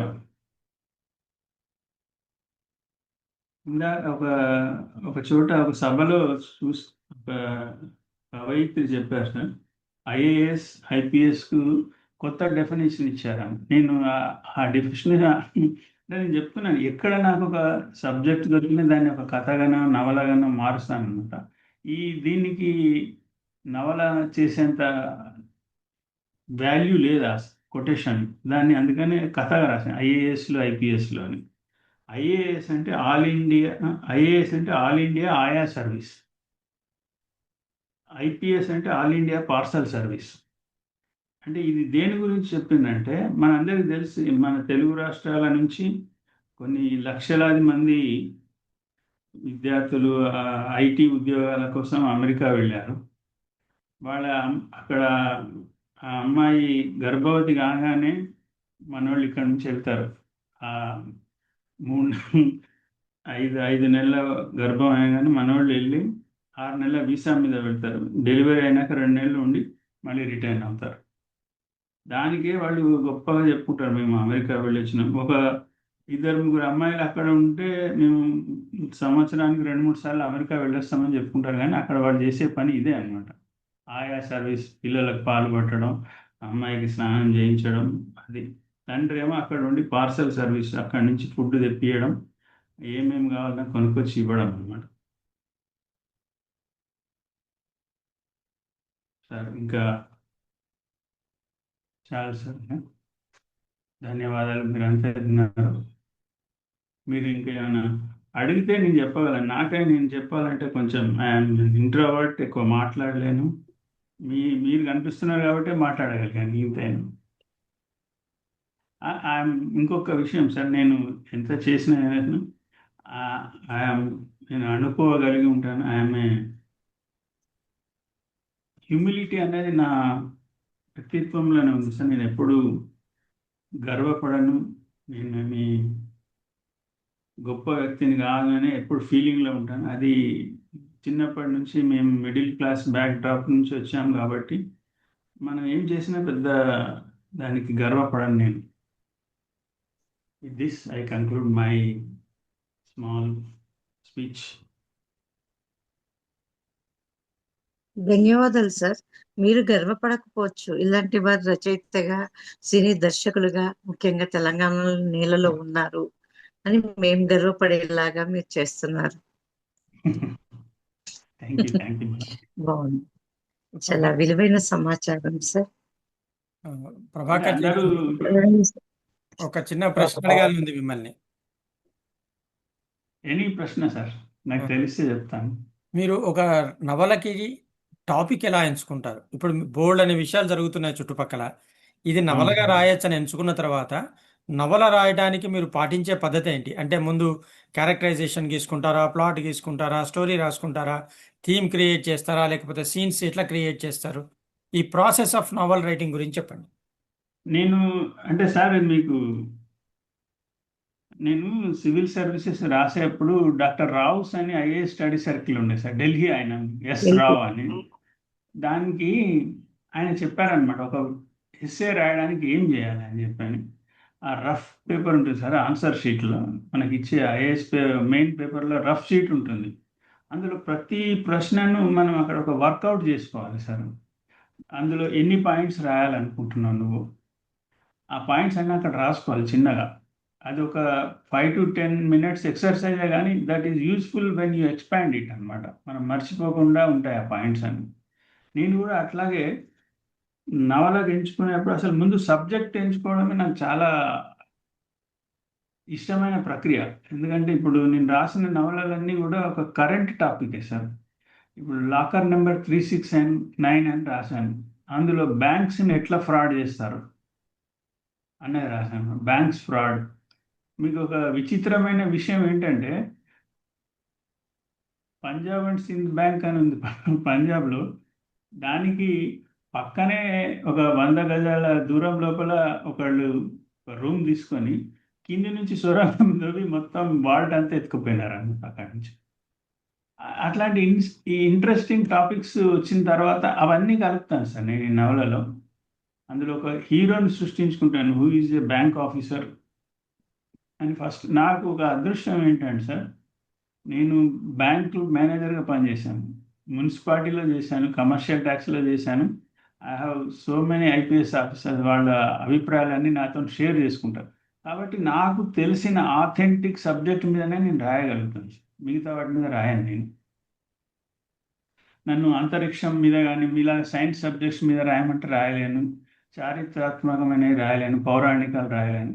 నేను మధ్యతరగతి జీవితాలలో ఉండే విషయాలనే కొంచెం వాటికి కరెంట్ టాపిక్స్ కలిపి రాస్తాను సార్. ఇప్పుడు నేను తీసుకునే అంత ఈ సినిమా రంగానికి నాకున్న అనుభవాన్ని బట్టి సినిమా రంగం నవలలు రాశాను సార్. తర్వాత అన్నీ కూడా అవి. ఇప్పుడు చోర్ బజార్ అన్నది షేర్ మార్కెట్ గురించి నాకు తెలుసు, నేను షేర్ మార్కెట్ చేశాను, I earned some good money. కాబట్టి అందులో ఉన్న లోటుపాట్లు అన్నీ తెలుసు అవి నాకు. నా ఫస్ట్ కార్ నేను ఐసిఐసిఐ బ్యాంక్ షేర్స్ 50 రూపాయలకు కొన్నాను సార్, ఒక్కొక్కటి 50 కొన్నాను. అది లిస్టింగ్ అవుతుంది, అంటే స్టాక్ ఎక్స్చేంజ్లో లిస్ట్ అవుతుంది. ఆ రోజు నుంచి పబ్లిక్ అమ్ముకోవచ్చు, కొనుక్కోవచ్చు. లిస్ట్ అయిన రోజు అది 5,000 అయింది సార్, 50 రూపాయలకు కొన్నది. వెంబడి అమ్మేసి కారు కొనుక్కున్నాను, 2,50,000 వచ్చింది. నేను 2,500 పెడితే 25,000 పెడితే సార్. అట్లా ఆ సబ్జెక్ట్ గురించి చాలా విపులంగా రీసెర్చ్ చేసి రాశాను. నెక్స్ట్ ఈ రూపాయలు వస్తున్నాయి జాగ్రత్త అని, అది కూడా అప్పుడు జరిగిన, నాకు ఆ పేపర్లో వచ్చింది ఒకటి, 30 కోట్ల కరెన్సీని హైదరాబాద్ పోలీసు వాళ్ళు పట్టుకున్నారు. అది ఆ సంఘటన తీసుకొని దానికి ముందు వెనక రీసెర్చ్ చేసి కొంత. ఇప్పుడు మనకు ఎంత చేసినా సరే ఒక నవల రాయాలంటే కొన్ని పాత్రల ద్వారానే, కొన్ని సంఘటనల ద్వారానే కథ ముందుకు సాగుతుంటుంది.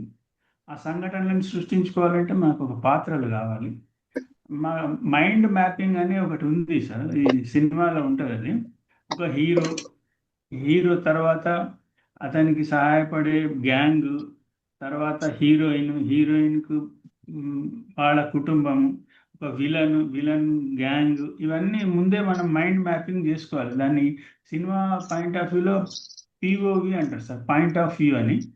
ఆ విధంగా వాళ్ళ క్యారెక్టరైజేషన్ అంతా తయారు చేసుకున్న తర్వాత సంఘటనలను పేర్చుకుంటూ వెళ్తుంటాను సార్. నేను ఎక్కడ మొదలు పెట్టాలి, ఎక్కడ క్లోజ్ చేయాలి అన్న విషయం నాకు ముందు నుంచే అవగాహన ఉంటుంది. దాన్ని దాటి, ఆ పరిమితిని దాటి నేను పోను అనమాట. నేను ప్రతి నవలని సార్ 3 సార్లు రాస్తాను సార్. నేను షార్ట్ అండ్ గోల్డ్ మెడలిస్ట్ కాబట్టి నేను ప్రతిదీ టకటక టైప్ చేసుకొని ప్రింట్ తీసుకుంటాను సార్.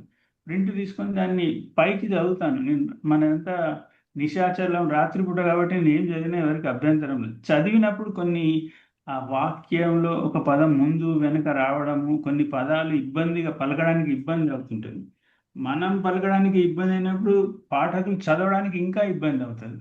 దాన్ని మార్చడము, కొన్ని మంచి ఒక భావాలు మళ్ళీ లోడ్ చేస్తాను దాంట్లోకి, కొన్ని పదాలు లోడ్ చేస్తాను. ఆ విధంగా నాకు నచ్చేంత వరకు 2-3 సార్లు రీరైట్ చేసి చదివి ఆఖరికి ఫైనల్ చేస్తాను సార్. ఇప్పుడు నా దగ్గర అట్లాగే జరుగుతుంది. మూడు మూడు సార్లు ప్రింట్ తీయడం, కరెక్షన్ చేయడం, రాయడం. మనము ఒకసారి రాయగానే దాన్ని పంపిస్తే అది ఎంత గొప్ప రచయిత అయినా సరే అవి ఉంటాయి సార్. నా ఉద్దేశంలో మరి నా వరకు అయితే నేను 2-3 సార్లు రాస్తాను, ఒక రీరైట్ చేస్తుంటాను సార్. తర్వాత నాకు ఇంకొక డౌట్ ఉంది. ఇంకొక డౌట్ ఏంటంటే మీరు ఒకేసారి 3 నవలలు ప్లాన్ చేస్తా అన్నారు. మరి ఒకదాంతో ఒకటి క్లాష్ కాకుండా ఎలా చూస్తారు? ఈ నవల 3 వేరు, ఆ నవల 3 వేరు, అదెలా చూస్తారు? అవును, అవును. అండ్ ఎలాగ మీరు ఈ సస్టైన్డ్ కాన్సన్ట్రేషన్ ని మెయింటైన్ చేస్తారు? అంటే మనకు తెలుసు కదా సార్ ఎక్కడ ఏం జరుగుతుందో అని. ఆ, దానికి సంబంధించిన మెటీరియల్ గ్యాదర్ చేస్తుంటాను సార్ నేను. నాకు ఒక టాపిక్ దొరికింది, ఒక పేరు దొరికింది అనుకోండి. నాకు మొన్న అక్కడ ఒక చోట చూశాను, డోంట్ బెగ్ ఎనీబడి అని ఉంది. Don't beg anybody for recognition కానీ, ఫర్ లవ్ కానీ, for anything you should not beg. నేను దాన్ని తీసుకొని డోంట్ బెగ్ హర్ అని ఒక కథ రాస్తున్నాను. అట్లా దాన్ని ముందు రాగానే ఆ పేరు ఒకటి సెలెక్ట్ చేసి పక్కన పెట్టుకుంటాను సార్. దానికి సంబంధించిన ఐడియా వచ్చినప్పుడల్లా కొంత రాసుకుంటాను డ్రాఫ్ట్. అది అట్లా ఉంటుంది. ఇంకొక కథ, ఇంకొక నవల. యాస్టీజ్గా నేను ఇప్పుడు 6 నవలలు రాస్తున్నాను సార్. మీకు ఇందాక చెప్పినట్టు నాయకి అని ఒకటి ఉంది, మన ఎంఆర్ఐ స్కానింగ్ ఆఫ్ టాలీవుడ్, గురుభ్యో నమః, లేడీ రైటర్. ఈ పేర్లు చెప్తే రహస్యం బయటపడదు. అట్లా ఇంకో 2 నవలలు రాస్తున్నా. దేనికి సంబంధించిన సబ్జెక్ట్ దానికి నా మైండ్లో ఉంటుంది సార్. సో 2-3 నవలలు ఏమన్నా మా సంచిక వైపు వస్తున్నాయా? మీరు ఆర్డర్ చేస్తే వస్తాయి సార్, ఏముంది. మీరు పంపించామంటే పంపించడమే, దానికి వేరే నిరభ్యంతరంగా. ఇంకెవరైనా ఏమన్నా డౌట్స్ ఉన్నాయా?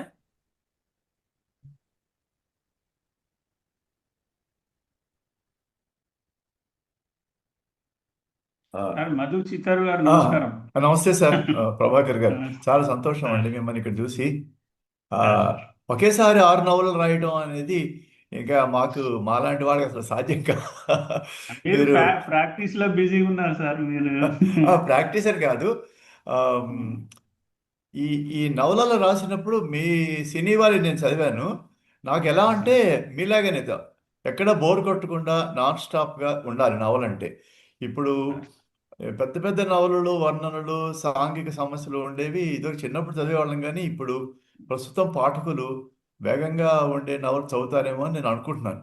ఇప్పుడు మనకి సాహిత్య విమర్శకులంతా ఏమంటున్నారు, ప్లాట్ ఉండే నవలలు అది నాసిరకం. మనం ఒక ప్లాట్ అనుకుని ఒక హీరో హీరోయిన్ పెట్టుకుని మనం అనేక సంఘటనలు పెట్టుకుని ఒక టాపిక్ మీద మీరు చేశారు. వీటికి ఎందుకు వీళ్ళు గుర్తించటం లేదు? సోకాల్డ్ సాహితీ విశ్లేషకులు కానీ, సాహితీ విమర్శకులు కానీ, అకాడమీలు కానీ వీటిని ఎందుకు, ఈ డివిజన్ ఎందుకు వచ్చింది? కమర్షియల్ నవల ఒకటి, సాహిత్య నవల ఒకటి ఎందుకు వచ్చింది? దానికి మనం ఏం చేయాలి సార్? మంచి కమర్షియల్ నవల రాసి ఒక 10 పేజీలు మానవత్వం, సౌభ్రాతృత్వం ఇట్లాంటి పదాలు, సెంటెన్స్లు తీసుకొని అక్కడక్కడ చల్లి దాన్ని వదిలేయాలి సార్. అప్పుడు నాకే తెలిసి, నాకు ఒక గొప్ప వ్యక్తి చెప్పినాడు, నువ్వు క్లాసిక్ నవల రాయడం లేదంటే. నేను క్లాసిక్ నవల అంటే ఏంటి సార్ అని అన్నాను. అంటే ప్రజల ఆర్తనాదాలు అవి ఉండాలంట. అసలు ఇప్పుడు ప్రజలకు ఆర్తనాదాలు ఎక్కడున్నాయి సార్? అసలు మంచిగా తాగి తింటున్నారు రోజంతా. ఇప్పుడు దే డోంట్ కన్సిడర్ మధ్యతరగతి ప్రజలను, వాళ్ళ సమస్యలను అసలు ఈ మేధావులు, విమర్శకులు, ఈ సమీక్షకులు కన్సిడర్ చేయడం లేదు సార్. 70% మంది ప్రజలు మధ్యతరగతికి సంబంధించిన వాళ్ళే. వాళ్ళ సమస్యలు సమస్యలు కావా? నువ్వు ఏమైనా సరే ఒక వెనుకబడిన జాతి వాడు కానీ, ఒక కొండ జాతుల వాడు కానీ, అవి రాస్తానే అవి క్లాసిక్స్ అవుతాయా? వీటిల్లో క్లాసిక్స్ ఉండవా అని నేను ఆయన ప్రశ్నించాను. మీ ఇష్టం అండి అన్నాడు ఆయన. సరే సార్ అని నేను వచ్చింది. ఇప్పుడు నేను మీ సినీ వారి చదివాను, చోర్ బజార్, లాకర్ 316 ఇలాంటివన్నీ మీరు చక్కగా ఇర్వింగ్ వ్యాలెస్, జెఫ్రీ ఆర్చర్ ఇలాంటి ఇంగ్లీష్ ఆథర్స్ లాగా ఒక టాపిక్ తీసుకుని ఆ టాపిక్ మీద కథ అల్లి ఇంట్రెస్ట్గా రాశారు. దానివల్ల చాలా విషయాలు కూడా తెలిసాయి, నాకు కూడా తెలిసినాయి ఇప్పుడు సినిమా ఫీల్డ్ గురించి. ఇవి ఇన్వెస్టిగేటివ్ నావెల్స్ అంటారు ఇంగ్లీష్లో. పూర్వం వాళ్ళు రాసినవి. అదే మీలాగా రాసిన వాళ్ళు చాలా తక్కువేమో అని నా ఉద్దేశం. ఇదివరకు రాసేవారు కానీ ఇప్పుడు ప్రస్తుతం ఎవరు రాయటం లేదు. వాటికి ఎందుకు వాళ్ళు గుర్తించరు? వాటికి చాలా నాలెడ్జ్ వచ్చింది నాకు నిజంగా. సినీ వాలి నవల నేను నాన్ స్టాప్గా చదవగలను. చాలా రోజుల తర్వాత మళ్ళీ నవల చదవగలిగాను. ప్రస్తుతం ఎవరు నవల sir very kind of you sir. అదే సార్, వీళ్ళంతా ఒక మైండ్ సెట్లో ఉన్నారు సార్. ఇప్పుడు మీరు చూడండి సార్, ఈ సాహిత్య అకాడమీ అవార్డులు కానీ, మిగతా అవార్డులు వచ్చిన కథలు కానీ, నవలలు కానీ ఎవరైనా చదివారా? అసలు నేనైతే చదవలేదు ఇంతవరకు ఆ పుస్తకాలు అవి. మళ్ళీ అవన్నీ మనం కొన్ని విషయాలు మాట్లాడుకోలేం సార్. కొన్ని స్వార్థపూరిత నిర్ణయాలు మనవాళ్ళు అనుకున్న వాళ్ళందరికీ వస్తున్నాయి సార్ అవి నవలలు, అవార్డులు, రివార్డులు, సన్మానాలు. నాకు అట్లా నా మనస్సాక్షికి వ్యతిరేకంగా రాయాలని నాకు అనిపించదు సార్. నేను రాయలేను కూడా అట్లా. కావాలంటే కష్టపడితే రాయొచ్చు, కానీ ఆ విధంగా రాయాలని కాదు నా ఉద్దేశం. ఎప్పుడు నా వ్యక్తిగత అభిప్రాయం, నవల అంటే పెద్ద బల్క్ ఉంటుంది కాబట్టి వేగంగా చదివించేట్టు ఆసక్తిగా ఉండాలి, కొంత ఇన్ఫర్మేషన్ కూడా చదువురికి రావాలని. కానీ పెద్ద సాహిత్య విశ్లేషకులు అనేవాళ్ళు మన మన మన తెలుగు సాహిత్యంలో వాటిని నమ్మటం లేదు. వాటిని రకరకాలుగా మీరు అన్నట్టుగా ఒక వేరే వేరే వెనకబడిన వర్గాల గురించి యాక్సెంట్, యాస, స్థానిక భాషలో రాసినవి ఇవే గొప్పగా గుర్తించబడుతున్నాయి. ఈ రెండు డివిజన్ కృత్రిమమేమో నేను అనుకుంటాను, ఎందుకంటే వాళ్ళు కూడా కృత్రిమంగానే చేస్తున్నారు. ఇప్పుడు కన్నడ వాటిలో వసుధేంద్ర అనే అతని నవల నేను చదివాను, తేజో తుంగభద్ర అని, ఇలాంటివి చాలా బాగుంది. అది ఒక ప్లాట్ నవలే, చారిత్రక నవల. వాటిని మన తెలుగులో నవలలే లేవని వాటిని ట్రాన్స్లేట్ చేసుకుని అవే గొప్ప నవలలుగా వీడు ప్రచారం చేస్తున్నారు. అంటే అవి ప్లాట్ నవలలు. ఇప్పుడు మీ నవలలు ఎంత ఆసక్తికరంగా ఉన్నాయో అతను ఒక్కడిదే నాకు చూసింది. కొన్ని చాలా బల్కీగా ఉన్న నవలలు కూడా ఉంటాయి. ఇలా తెలుగు నవలలు రాసిన వాళ్ళ మీద ఈ తక్కువ ఎందుకు చూస్తున్నారు? థ్రిల్లర్ ప్లాట్ రాయటం అంటే ఎందుకు తక్కువ అని నేను బాధపడుతున్నాను, అంతకంటే ఏం లేదు. కానీ మీరు రాసినవన్నీ కూడా మీరు చెప్పినట్టుగానే పరిశోధన చేసి రాసినవి, చాలా నాలెడ్జ్ కూడా చదువులకు వస్తుంది. ఇంకెవరన్నా ఇక్కడ చదవకపోతే చదవాలనే నా యొక్క కోరిక. చదివితే ఇంకా వాటి యొక్క గొప్పతనం తెలుస్తుంది. నాకే నచ్చదు సార్ ఇన్ఫర్మేటివ్ లేకపోతే. ఆ ఇన్ఫర్మేషన్ కూడా జస్ట్ లైక్ ఏ డ్రై సబ్జెక్ట్ లాగా కాకుండా ఒక కథలో భాగంగా వాటిని వివరించడం కోసం నేను చాలా ప్రయత్నిస్తుంటాను. ఆ విధంగా కొంచెం సక్సెస్ అయ్యాను. మీరు అన్నారు కదా సార్, ఇప్పుడు ఇంత గొప్ప నవలలకు కూడా వీళ్ళు ఎందుకు గుర్తించడం లేదంటే, మనం ఎవరం అంగీకరించకపోయినా ఎండమూరి వీరేంద్రనాథ్, మల్లాది వెంకటకృష్ణమూర్తి గారి వాళ్ళు వీళ్ళు పాపులర్ నచ్చలు బోల్డ్ అని చేశారు. సాహిత్యం యొక్క దారిని మళ్లించారు. మనం ఇట్లాంటి నవలలు వాళ్ళనే ఎవరు గుర్తించలేదు సార్ ఇప్పటిదాకా. అంటే వీళ్ళు ఒక సెట్ ఆఫ్ పీపుల్ సార్. నాకు వాళ్ళు ఎవరో తెలుసు, వాళ్ళంతా కూడా వాళ్ళు ఏం చేస్తారో కూడా తెలుసు, ఎట్లా అవార్డులు ఇస్తారో కూడా తెలుసు. ఎందుకంటే నేను కొంచెం ఇన్వెస్టిగేటివ్ టైపే సార్. వీళ్ళు ఎక్కడ కలుసుకుంటారు, ఏం చేస్తారు, ఎక్కడ అంటే మనం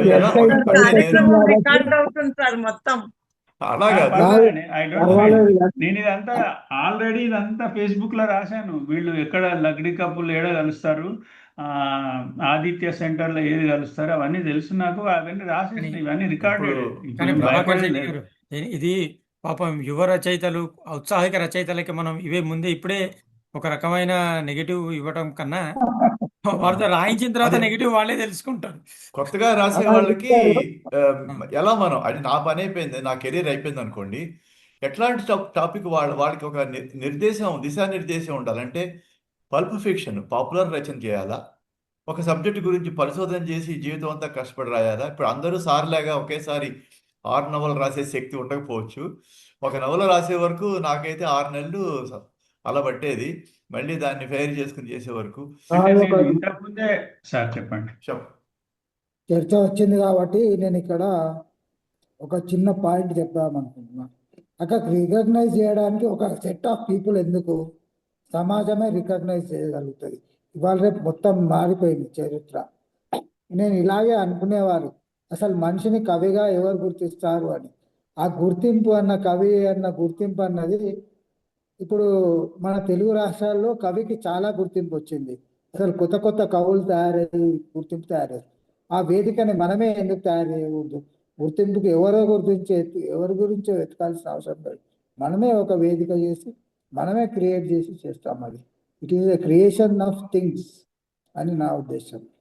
దీనికి మీ అందరు సహకారం ఉంటే డెఫినెట్గా గుర్తింపు అన్నది సమాజంలో ఎంతో కష్టపడిన తర్వాత గుర్తింపు రాకుండా ఉండడం, ఎవరో ఒకరు గుర్తుపట్టడం కాదు. మనం సాహిత్య అకాడమీ కాదు, సాహిత్య అకాడమీ ఉంటుంది, కానీ దాని వెనుక ఎన్ని రికమెండేషన్స్ ఉన్నాయో అందులో ఉన్న వాళ్ళందరికీ తెలుసు. ఈ చర్చ వచ్చింది కాబట్టి నేను ఇది చెప్పగలుగుతున్నా. సో అలాంటిది ఏం అవసరం లేదు. అలాంటి గుర్తింపు ఫోరం మనం కూడా తయారు చేసుకోవచ్చు. సమాజమే పాఠకులే ఒక గుర్తింపు తయారు చేయగలిగే శక్తి ఉంటుంది. నేను అట్లయితేనే కాదు, నాకు తెలుసు. ఒక చిన్న విషయము, అదే సినిమా రంగం మీద రాసినటువంటి పాకుడు రాళ్ళు రావురు భరద్వాజ్ గారిది సినిమా రంగం మీద రాసిన దానికి సాహిత్య అకాడమీ వచ్చింది. రాకూడదని ఏమి లేదు. అదే సినిమా రంగం మీద సాహిత్య రాసిన సినీ అకాడమీ వాళ్ళకి సార్, ఎందుకు రాదు? దానికి సాహిత్య జ్ఞానపీఠ అకాడమీ కాదు, sir. Jnanpith sir. Sorry, Jnanpith award, సాహిత్య అకాడమీ హైయెస్ట్ లిటరీ అవార్డు వచ్చి. సో రాదని ఏమి లేదు ఒక రంగం మీద పరిశోధన. కానీ నేను చదవలేకపోయాను ఆనెస్ట్గా చెప్పాలంటే. పాకుడు రాళ్ళు నా దగ్గర ఉంది, చాలాసార్లు ప్రయత్నించి, అది నాన్ లీనియర్ నేరేషన్లో ఉంటుంది. అది మనకి ఎట్లా ఈ సాహిత్యం, అది ఇంగ్లీష్ సాహిత్యంలో కూడా ఉంది, పల్ప్ ఫిక్షన్కి సాహిత్య నవలకి. ఇక్కడ మేడమ్స్ తెలుగు లెక్చరర్స్ చాలా మంది ఉన్నారు, వాళ్ళు ఎవరన్నా చెప్పగలుగుతారేమో. దానికి రవిశయ్య గారు లాంటి మహానుభావుల ఆశీర్వాదం ఉండాలి సార్.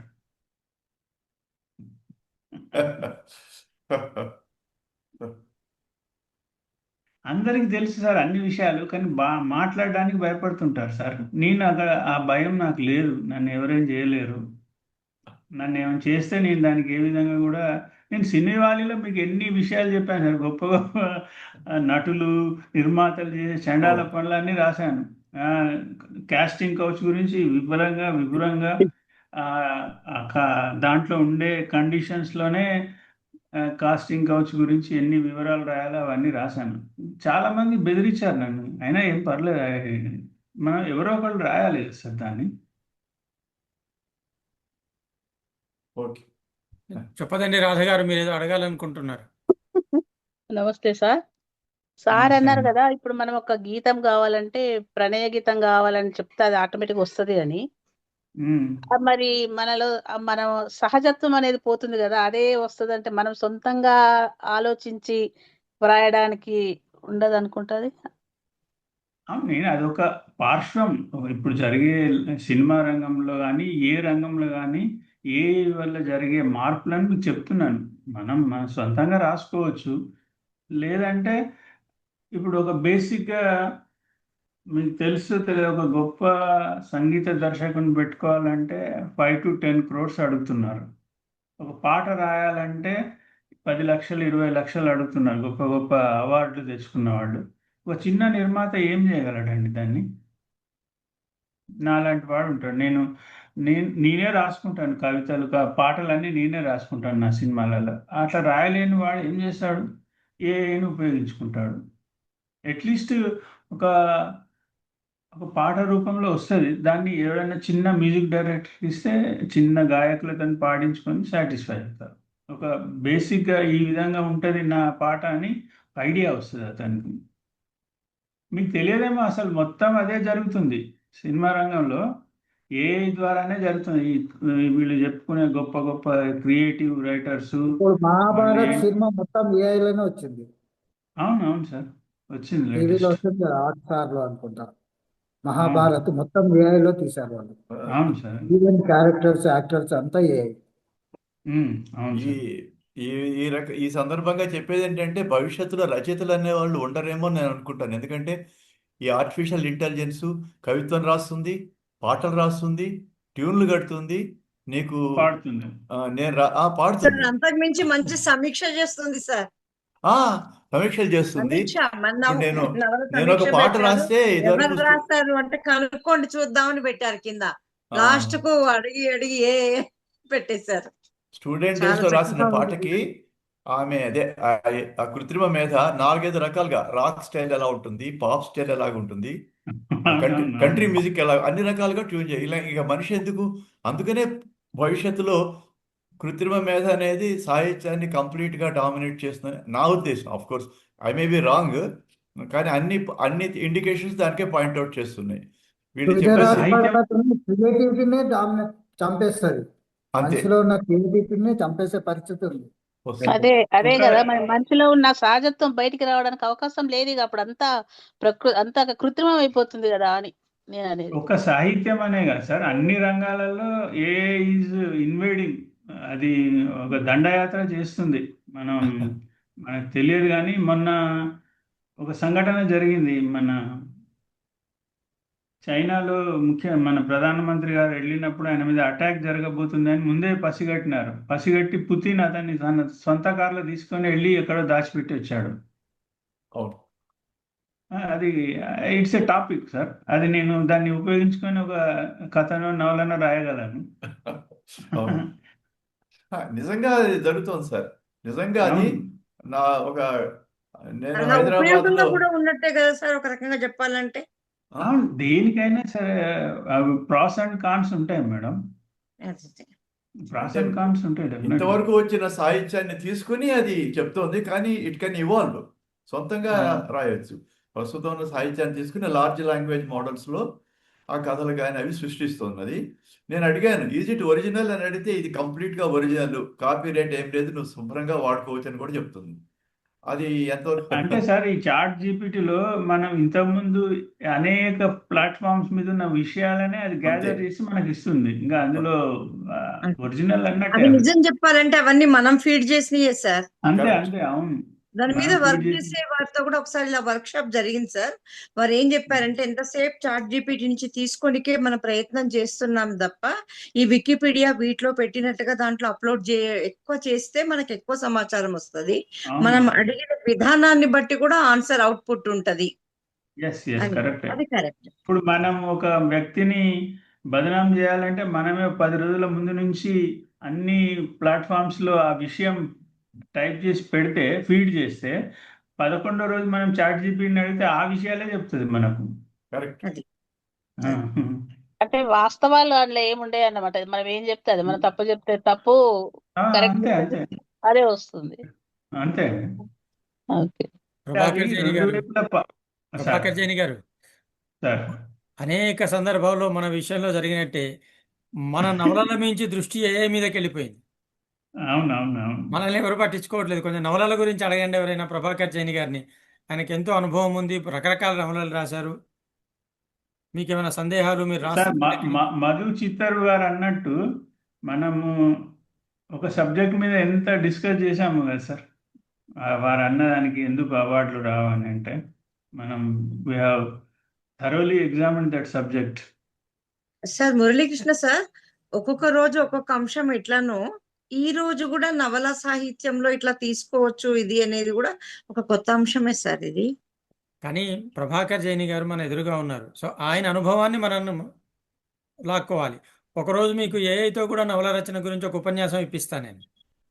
అంటే అది కాదు, సార్ ఉద్దేశం అది కాదు. సార్ చెప్పారు కదా ఉద్దేశం అది ఇట్లా కాదు. వస్తుందని, అందుకనే ఈ డిస్కషన్ వచ్చింది. అంతే అంతే. ఇప్పుడు ప్రభాకర్ జైని గారు అనేక రకాల నవలలు రాశారు. నిఘా అసలు చెప్పలేమన్నమాట. 40 నవలలు అంటే మామూలు విషయం కాదు.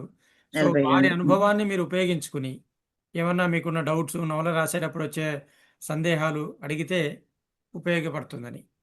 సార్ అక్కడ మన దగ్గర ఉన్న వాళ్ళంతా ప్రముఖ రచయితలే సార్, మనకు కొత్త వాళ్ళు ఎవరు లేరు. వాళ్ళు ఇంటరాక్షన్ కావాలంటే వాళ్ళు తర్వాత అయినా అడగాలి మనల్ని.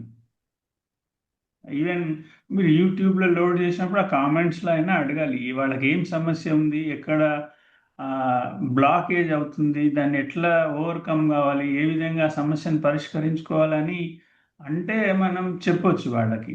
అది కాకుండా సార్ ఇప్పుడు మీరు కొంతమంది ఈ ప్రోగ్రామ్ ద్వారా కొంతమంది నవలలు రాయడానికి ప్రయత్నిస్తున్నారు అన్నారు కదా సార్, వాళ్ళని కూడా ఒక ఇంటర్వ్యూలో పెడితే వాళ్ళకు వచ్చే సమస్యలు మనం పరిష్కరించే వీలు ఉంటుంది. ఉన్నాయి రకరకాల పథకాలు ఉన్నాయి. సో మీ అనుభవాన్ని ఉపయోగించుకుని మీ ఎక్స్పీరియన్సెస్ ద్వారా నేర్చుకోవాలి. సాధారణంగా ప్రపంచంలో 3 రకాల మనుషులు ఉంటారట. ఒకళ్ళు ఏంటంటే ఎదుటి వాళ్ళని చూసే గ్రహిస్తారు, వాళ్ళకి చెప్పక్కర్లేదు, వాళ్ళు ఉత్తములు. రెండో వాళ్ళు చెప్తే గ్రహిస్తారు, మధ్యములు. మూడో వాళ్ళకి ఎంత చెప్పి లాభం లేదు, ప్రస్తుతం వాళ్ళ అవసరం లేదు. కాబట్టి ఈ 2 పద్ధతుల్లో మీ ద్వారా మేము రకరకాల అంశాలు గ్రహించాలని మా ఉద్దేశం. సో నా ఇంకెవరికైనా ఉద్దేశం సార్, ఇది ఇంటరాక్షన్ సెషన్ ఉంటే బాగుంటుంది సార్. వాళ్ళు ప్రశ్న అడిగితే మనం దానికి సమాధానం చెప్పొచ్చు, లేకపోతే రొటీన్గా అయిపోతుంది ఉపన్యాసాలు ఇవ్వడం. That will be more useful and effective. ఇప్పుడు కొన్ని విషయాలు నేను చెప్పలేకపోవచ్చు, వాళ్ళు అడిగితేనే నాకు దాని సమాధానం స్ఫురిస్తుంది. అందుకే అడగమని అడుగుతున్నాను ఎవరినైనా, ఇంకెవరైనా. వాళ్ళంతా రచయితలే సార్, వాళ్ళకి వాళ్ళు ఆ స్టేజ్ దాటిన వాళ్ళే కదా, వాళ్ళకి సమస్యలు ఏమి ఉండవు నా ఉద్దేశంలో. చిత్తరు మధు గారు మా గురువు గారు, ఆయన మహా పండితుడు. మా ఇద్దరికి మొన్న కీర్తి పురస్కారం. అమరజ్యోతి గారు తన్మయ్య గారు. నమస్తే సార్ ప్రభాకర్ జైన్ గారు, నమస్తే, చాలా నమస్తే. సంతోషం అండి. మీ సర్దుకున్నారా దగ్గర నుంచి మేము అన్ని, నేను పోస్టులు అన్ని ఫేస్బుక్ లో కూడా చదువుతున్నా, అన్ని తెలుసు నాకు. అవును, అవును, అవును, అవును. అయితే మీ నవల్స్ నేను అది చాలా బాగా చెప్పారండి. చాలా మీరు వస్తారని ఇలా మిమ్మల్ని తీసుకురావడం కస్తూరి మధుసూదన్ గారికి, రవి గారికి చాలా థ్యాంక్స్ అండి, పద్మావతి గారికి. తర్వాత అంటే మీరు ఇప్పుడు ఒక నవల రాస్తున్నారు కదండి, అంటే మీరు అన్ని ఒకేసారి రాయడం అన్నది మాకు కుదరని పని. కానీ ఒక నవల రాస్తున్నప్పుడు కొంత రాసిన తర్వాత మళ్ళీ బోర్ కొట్టకుండా మనం ఎలాంటి చిట్కా పాటించాలి? మనం ఒక సబ్జెక్ట్ తీసుకుంటాము, ఒక హీరో హీరోయిన్లని కొన్ని పాత్రలు తీసుకుంటాము, అది రాస్తూ ఉన్నప్పుడు మళ్ళీ మనకే బోర్ కొడుతుంది చదివిన తర్వాత. కానీ మధ్యలో బోర్ కొట్టకుండా ఏ పాత్రలు సృష్టించాలి, లేకపోతే ఎలాంటి సంఘటనలు రాయాలి, ఇలాంటి చిట్కాలు ఏమైనా చెప్పండి. అంటే మన అంతిమ లక్ష్యం ఏంటో మనకు ఐడియా ఉండాలి మేడం. మనం ఈ నవల ద్వారా ఏం చెప్పాలనుకుంటున్నాం పాఠకుల కన్నా ఒక ఐడియా, బేసిక్ ఐడియా మనకి ఎవరికైనా ఉంటుంది. ఉన్నప్పుడు మనం ఎన్ని పాత్రలైనా సృష్టించుకోవచ్చు. ఇప్పుడు ఒక హీరో హీరోయిన్ ఉంటే వాళ్ళని ఎంతకాలం అని వాళ్ళ మధ్యలో జరిగే, ఇందాక సార్ అన్నారు, ఎంతకాలం అని వాళ్ళ మధ్య జరిగే సంభాషణలని చెప్పుకుంటూ ఉంటాం, సంఘటనలని చెప్పుకుంటాం. దాంట్లోకి ఒక కొత్త వ్యక్తిని, ఒక కొత్త సమస్యని అందులో ప్రవేశపెట్టాలి. ఈ సినిమాలో కూడా అంతే మేడం. మీకు ఉదాహరణకు సినిమా గురించి చెప్తాను. కథ మొదలవుతుంది, ఇంటర్వెల్ వరకు వచ్చేసరికి ఒక లేని సమస్య, ఊహించని సమస్య వచ్చి ఆ ఇంటర్వెల్ దగ్గర బ్యాంగ్ ఇస్తారు, దాన్ని బ్యాంగ్ అంటారు అనమాట. ఆ సమస్యను పరిష్కరించడమే సెకండ్ హాఫ్లో దర్శకుడు చేసే పని. అట్లాగే సాఫీగా జరిగే సమస్య లోపల, కథ లోపల బోర్ కొడుతుంది అన్నారు కదా, అప్పుడు మీరు ఉదాహరణకు చెప్తున్నాను, ఆ హీరోకి ఏదో లేని ఒక వ్యాధి ఉన్నట్టు ఒక సంఘటన సృష్టించాలి, లేదా ఒక యాక్సిడెంట్ అయిందని చూపించాలి, లేకుంటే అతనికి ఉద్యోగంలో ఏదైనా సమస్య వచ్చిందని చూపించాలి, లేకుంటే అమ్మాయికి వేరే వాళ్ళతోటి ఏదో వేరే సంబంధం ఉందని హీరోకి అనుమానం రావడం, లేదంటే వీళ్ళు ఒక అనూహ్యమైన సమస్యలో ఇద్దరు ఇరుకోవడం. వాళ్ళు గోవాకు వెళ్తున్నారు ఉదాహరణకు, వెళ్తుంటే వాళ్ళ బ్యాగ్లో ఎవరో డ్రగ్స్ పెట్టారు, దిగినప్పుడు ఇమిగ్రేషన్ వాళ్ళు పట్టుకుంటారు. దాన్ని ఏ విధంగా సాల్వ్ చేయాలి, ఈ విధంగా ఒక 15-20 పేజీలు దాని గురించి డిస్కస్ చేస్తే వీళ్ళిద్దరినే ఉంటారు పాత్రధారులు, కానీ ఆ సమస్య మీద ఎక్కువ కాన్సన్ట్రేట్ చేసేసరికి కొంత రిలీఫ్ దొరుకుతుంది. మళ్ళీ మన రొటీన్గా మన కథను మనం రాసుకోవచ్చు.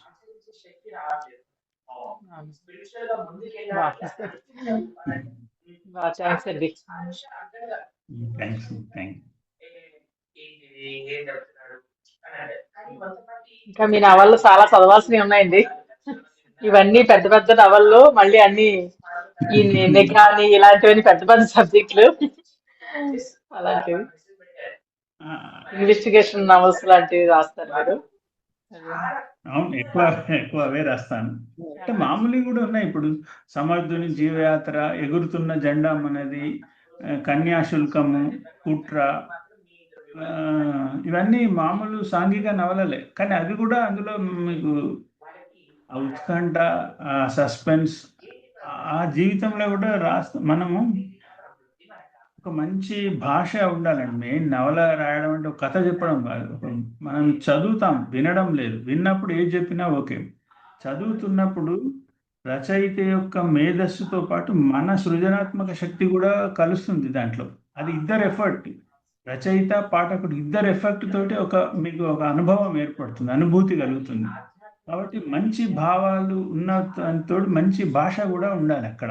ఆ భాష వల్లనే మనకు గొప్ప భావం ప్రస్ఫుటితం అవుతుంది. నేను రాసే నవలలలో, కథలలో చాలా చోట్ల నాకే కన్నీళ్ళు వస్తుంటాయి. నేను రాసిన ఇంత ఒక హృదయాన్ని కదిలించే సంఘటన ఉన్నప్పుడు ఆ పదాలు పడితే మనకు ఏడుపు వస్తుంటుంది. సర్దుకున్నారా కథలో అది చాలా చిన్న కథ, 1500 పదాలలో ఉన్నది. వెంటనే సలీం గారు ఫోన్ చేసి ఒక చోట ఇట్లా చివరిగా అంటాడు, బాబూజీ అమ్మ నేను 10 ఏళ్ళు నీతోటి ఈ ఆనందాన్ని కోల్పోయినా అని తండ్రి చెప్తాడు అక్కడ అమ్మాయికి. చెప్పినప్పుడు అక్కడ రాసిన పదాల వల్ల నాకు కన్నీళ్ళు వచ్చాయని ఫేస్బుక్లో పెట్టారు సలీం గారు. అంటే ఒక గొప్ప రచయిత, కేంద్ర సాహిత్య అకాడమీ అవార్డు పొందిన మంచి మంచి మృదు స్వభావి, ఆయన ఎవరిని పొగడరు, విమర్శించరు. ఆయననే కదిలించగలిగిందంటే ఆ పదాల వల్లనే అటువంటి ఫీలింగ్ కలుగుతుంది. అవును, సంఘటనల్ని సహజంగా మనకి ఆ భావం కలిగించాలి. అలా ఆ స్పందించి మీరు రాస్తారు కాబట్టి ఆ సంఘటనలో మీరు చూసినప్పుడు, విన్నప్పుడు అందుకు మాకు కూడా పాఠకులకు కూడా అదే అనుభూతి కలుగుతుంది. మీరు రాసినా కూడా 2-3 సార్లు రాయాలండి. ఏదైనా యూ హ్యావ్ టు రీరైట్. నేను అందుకని చాలా, నాకు ఈ 5-6 నవలలు ఒకేసారి ఎందుకు రాస్తానంటే ఐ కెనాట్ కంప్లీట్. నాకు 100% దాని మీద స్పందన కలగకపోతే నేను రాయలేను, ముందుకు పోలేను. నాకు అప్పటికే ఇంకొక సబ్జెక్ట్, అరే ఇది బాగుంది, దీని మీద రాయాలని అనిపిస్తుంటుంది.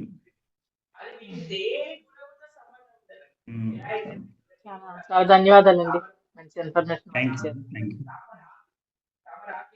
లలిత మేడం. నమస్తే సార్. నమస్తే అమ్మా. అచ్చా సరే, ఒక మాట. ఈ మేడమ్స్ అందరిలాగా నాకైతే ఎప్పుడు ఏమీ రచనలు చేయలేదండి. కానీ నాకు నవల రాయాలని చిన్నప్పటి నుంచి ఆశ. నేను ఎక్కువ ఏమీ చదవలేదు. చదవకుండా ఎవరైనా, అంటే వొరాషియస్ రీడర్ కాకపోయినా కూడా ఎవరైనా ఒక నవల రాయడం సాధ్యం అవుతుందా? అసలు ఏం చదవకుండా రాసిన వాళ్ళే గొప్ప రచయితలు అవుతారు. అప్పుడు మీ మనసులో మీరు నిరూపించండి మేడం. మేడం అంత్యశ్రీ గారు ఏం చదివారని అంత మంచి పాట అసలు చెప్పండి, మీరు రాయగలరు. అంటే మన మీద వేరే వాళ్ళ ప్రభావం ఉండదు కదండి. వేరే వాళ్ళ ప్రభావం లేకుండా ప్యూర్ థాట్స్ వస్తాయి అందులో. ఓకే, అదే మీరు అద్భుతంగా రాయగలరు, రాయండి. ఇప్పుడు ది ఆల్కెమిస్ట్ అని రాశారు ఒక ఆయన నవల. ఆల్కెమిస్ట్ కదండి? ఆల్కెమిస్ట్ సార్ చదివానండి. అది ఎంత అండి, 60-70 పేజీలు ఉంటుంది. అంతే సార్. కానీ కొన్ని బిలియన్స్ ఆఫ్ కాపీస్ పోయింది అది.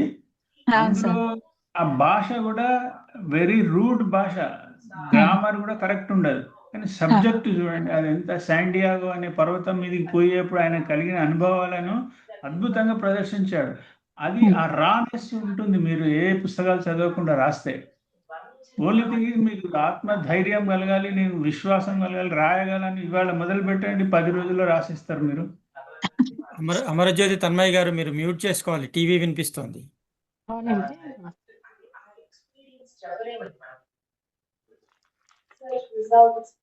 మీరు మ్యూట్ చేసుకోవాలండి, టీవీ వినిపిస్తోంది. సార్ ఒక మాట అన్నాడు, విశ్వానికి శ్రేయస్సు కలిగించేదే గొప్ప నవల అని ఒక మాట అన్నారు. అది చాలా బాగా నచ్చింది నాకు. మనం ఏది చేసినా కానీ సమాజానికి ఉపయోగపడేటట్టుగా చేస్తే అది కంపల్సరీగా సక్సెస్ అవుతుందని నేను అనుకుంటున్నాను. సార్ అన్నమాట బాగా నచ్చింది నాకు. అయితే దాన్ని ఏదో పెద్ద నీతి బోధలాగా చెప్పొద్దు. అది నవల అంతా రాసి విశ్వశ్రేయ కావ్యం అయినా ఎళ్ళు అనొద్దు. కథ మొత్తంలో ఆ భావన కలిగిస్తూ ఉండాలి. అది సాహిత్య విమర్శలో ప్రధాన అంశాలు అవి. ఏం మేడం? ఇంకా ఎవరైనా నమస్తే సార్. నమస్తే అండి. నేను మీది సర్దుకున్నారా కథ చదివాను. చాలా బాధాకరంగా అది చాలా ఇదే వచ్చింది సార్ చదివినప్పుడు. మీ భాషా పటిమ అంతా బాగుంది. అది రాయటం విధానం నాకు నచ్చింది. అసలు చిన్నది అసలు చాలా బాగుంది అది. అయితే నేను సమీక్ష చేయలేకపోయాను. అప్పుడు మీకు పంపించాను, నాకు ఫేస్బుక్ లో చేసి పంపించలేకపోయాను, కానీ నేను చదివాను. బాగుంది సార్. మీ రచనలు బాగుంటాయి. అసలు మీరు తీసుకునే థీమ్స్ కూడా బాగున్నాయి. ఇప్పుడు చెప్పిన విధానం మాకు అయితే మీ అంత పెద్ద నవలలు మేము రాయలేకపోతున్నాం సార్. ఏమో చిన్న చిన్నవి 50 పేజీలు 60 పేజీలు అలా చిన్న చిన్నగా రాసుకుంటున్నాం. అన్ని పేజీలు ఎలా రాయగలుగుతున్నారు మీరు? అందుకనే నేను కూడా మానేసిన మేడం. నేను కూడా 60 పేజీల నవలలే రాస్తున్నా ఇప్పుడు. అది కష్టం అనిపిస్తుంది పెద్ద పెద్ద నవలలు రాయాలంటే. అంటే ఇప్పుడు మనం పెద్ద నవలలు రాస్తే ఇప్పుడు నేను 576 పేజీల నవల మేడం. అది దానికి ఇప్పుడు ప్రింట్ చేస్తే 1000 రూపాయలు ఖర్చు అవుతుంది. అది ఒక నవల బయటికి రావాలంటే నేను అది 500లకు పెట్టాను. 500కి ఇబ్బంది పడుతున్నారు, డిస్కౌంట్ ఇవ్వండి అని చెప్పి. ఇది లైఫ్ టైంలో చదవాల్సిన ఒకే ఒక నవల మేడం. దాన్ని కూడా మనం ఇన్వెస్ట్ చేయగలం. చాలా మంది నన్ను అడతారు, మేము పెట్టలేమండి సార్ అంటే, వాళ్ళకి ఫ్రీగానే పంపిస్తాను నేను. నాకు ఒక 1000 కాపీలు ప్రింట్ చేస్తే ఒక 400-500 లైబ్రరీస్కి వెళ్తాయి మేడం. వాటితోటి నేను పెట్టిన పెట్టుబడి వస్తుంది. ఫ్యూచర్ నవలల కోసం మనం డిస్కౌంట్లు ఇవ్వడం, అసలు ఒక విధంగా ఫేస్బుక్లో అమ్మడం మొదలుపెట్టిందే నేను. తర్వాత అందరు ఫాలో అయ్యారు. కాఫీ విత్ ప్రభు అని, డిస్కౌంట్ సేల్స్ అని, ప్రీ రిలీజ్ సేల్స్ అని, ఒక 5 నవలలు కొంటే ఇంత డిస్కౌంట్ అని నేనే ఫేస్బుక్లో స్టార్ట్ చేశాను. That was successful. నేను బాగానే అమ్మగలిగాను. కానీ ఇప్పుడు కొనేవాళ్ళు తక్కువ అయ్యారు. So no problem. అసలు కొనేవాళ్ళు దొరకడం లేదు కదా సార్. మనం ఫ్రీగా ఇస్తుంటేనే తీసుకెళ్లి పక్కన పడేసే వాళ్ళే ఎక్కువ మంది ఉన్నారు. చదివే వాళ్ళు కూడా తక్కువ. మీకు తెలుసో లేదా, నేను ఫ్రీగా ఇవ్వడం అనేది మానేసినాను. మేము సినీ వాళ్ళ మీద రాసాం, మ్యాగజైన్ మీద ఫ్రీగా ఇవ్వను, ఫ్రీగా తీసుకొని ఈవెన్ బుక్ ఆవిష్కరణలోకి వెళ్ళిన అతిథులు కూడా డబ్బులు ఇచ్చే కొనాలని చెప్పాను అనమాట. ఎందుకంటే ఎక్స్పీరియన్స్ అయింది అనమాట. నేను అప్పట్లో సినీ వాళ్ళ నవల రిలీజ్ చేశాను, బాగా గ్రాండ్గా చేశాము. ఒక సినిమా లెవెల్ ఫంక్షన్లో చేశాం. మనకు అభిమానంతో ఒక అతనికి ఇచ్చాను, ఒక పెద్ద మనిషికి. అయితే మా ఫ్రెండ్ ఉన్నాడు శ్రీధర్ చౌడారప్ప అని. ఆయన నెక్స్ట్ వీక్ సండే చిక్కడపల్లి మార్కెట్కి వెళ్తే అందులో ఉన్నది ఆ నవల, సెకండ్ హ్యాండ్ బుక్ స్టాల్లో. కనీసం ఆ మనిషి ఆ పేజీ అనే చింపలేదు. ఆయన పేరుతోటి ఇచ్చిన నవల అక్కడ అమ్మకానికి పెట్టారు. మనకు ఎంత బాధ అవుతుందండి. నేను ఒక్కొక్క నవలను అసలు నాకు అమ్మడమే బుద్ధి కాదు. ఇంత గొప్ప నవలను అమ్మడం ఎందుకు, నా దగ్గర ఉంచుకోవాలనుకుంటాను. కానీ ఇన్ని వేల ఇప్పటికే ఒక ఫ్లాట్ తీసుకొని పెట్టిన అన్ని పుస్తకాలు. అందుకని ఫ్రీగా ఇవ్వద్దు, ఎవరికి తీసుకోవద్దు. అవును, అది కరెక్టే. తర్వాత మ్యూజిక్ గురించి కూడా మీరు ఇన్స్ట్రుమెంట్స్ ఎలాగా మ్యూజిక్ ప్లే చేయడానికి ఒకటి పెట్టారు. అది కూడా చాలా బాగుంది. ఎక్కువ ఖర్చు లేకుండా ఇలా చేసుకోవచ్చు అని సినిమాలకి. అవునవును, నేను చేశాను అట్లా కూడా. నేను కొన్ని పాటలు చేసి పెట్టుకున్నాను. తక్కువ బడ్జెట్ తోనే సినిమాలు వినియోగించుకోవాలి. మనకు లభ్యమయ్యే సాంకేతికను వినియోగించుకోవాలి మేడం. అది తప్పేమి, వాడు ఫ్రీగా ఇస్తున్నాడు, మనం చేసుకోవాలి. మీకు ఆరోగ్యం బాగాలేదన్నారు? పర్వాలేదు కొంచెం. I hope you will recover fast. Thank you sir. చాలా మంచి విషయాలు చెప్పారు. మా ముందుకు వచ్చి మాతో షేర్ చేసుకుని మీ అమూల్యమైన సమయం, నిద్రపోయే టైం కూడా స్పెండ్ చేశారు. 9కి పడుకోవాలి. సో ఇంకెవరైనా మురళీకృష్ణ గారు ఉన్నారా ఈ రోజుకి మనం ఏమన్నా మురళీకృష్ణ గారు చెప్పండి. నేను లాస్ట్ పాయింట్, నేను వొరేషియస్ రీడర్ సార్. నేను హైదరాబాద్లో బ్యాంకులో పనిచేసేప్పుడు పుస్తకాలు కొనడానికి డబ్బులు లేకపోయేది అనమాట. Very good. అన్ని లైబ్రరీస్కి ఈ రెంటెడ్ లైబ్రరీస్ ఉంటాయి సార్. రూపాయికి 1 డే రూపాయి ఇంగ్లీష్ నవలలు. రూపాయి మించి ఖర్చు పెట్టడానికి మన పరిస్థితులను అనుకూలించలేము. రాత్రంతా కూర్చొని నా నవల చదివి తెల్లారి ఇచ్చేవాడిని సార్. ఇట్లా హెరాల్డ్ రాబిన్స్, ఎన్ని సిడ్నీ షెల్డన్, అన్ని నవలలు చదివాను సార్. నేనైతే నా మీద వాళ్ళ ఎఫెక్ట్ బాగుంటుంది. జాన్ గ్రీషామ్, మళ్ళీ వీళ్ళంతా, అది ఒక అద్భుతమైన లోకంలో విహరించేది సార్. నేనైతే అట్లాంటి నవలలు నా పాఠకులకు ఇవ్వాలనే నేను కృషి చేస్తుంటాను. అది నేను శ్రీధర్ బాబు గారు చెప్పిన మాట ప్రకారం కొంచెం నాకు అందులో కృతకృత్యున్నాయని నేను అనిపిస్తుంది నాకు. నా నవల ఏది ముట్టుకున్నా మీరు పూర్తి చేసేదాకా వదిలిపెట్టలేరు. అంటే ముందు నా మీద అభిమానం ఉండాలి. వీడేది దొంగ వేద, వీడు చదవడం ఏంటి అని అనుకుంటే అది చదవలేరు. ఈయన బాగా రాయగలుగుతాడు అన్న ఉద్దేశంతో చదవడం మొదలు పెడితే ఒక స్వప్న లోకాల్లో విహరిస్తారు సార్. సో ఇది ఈనాటి కార్యక్రమము.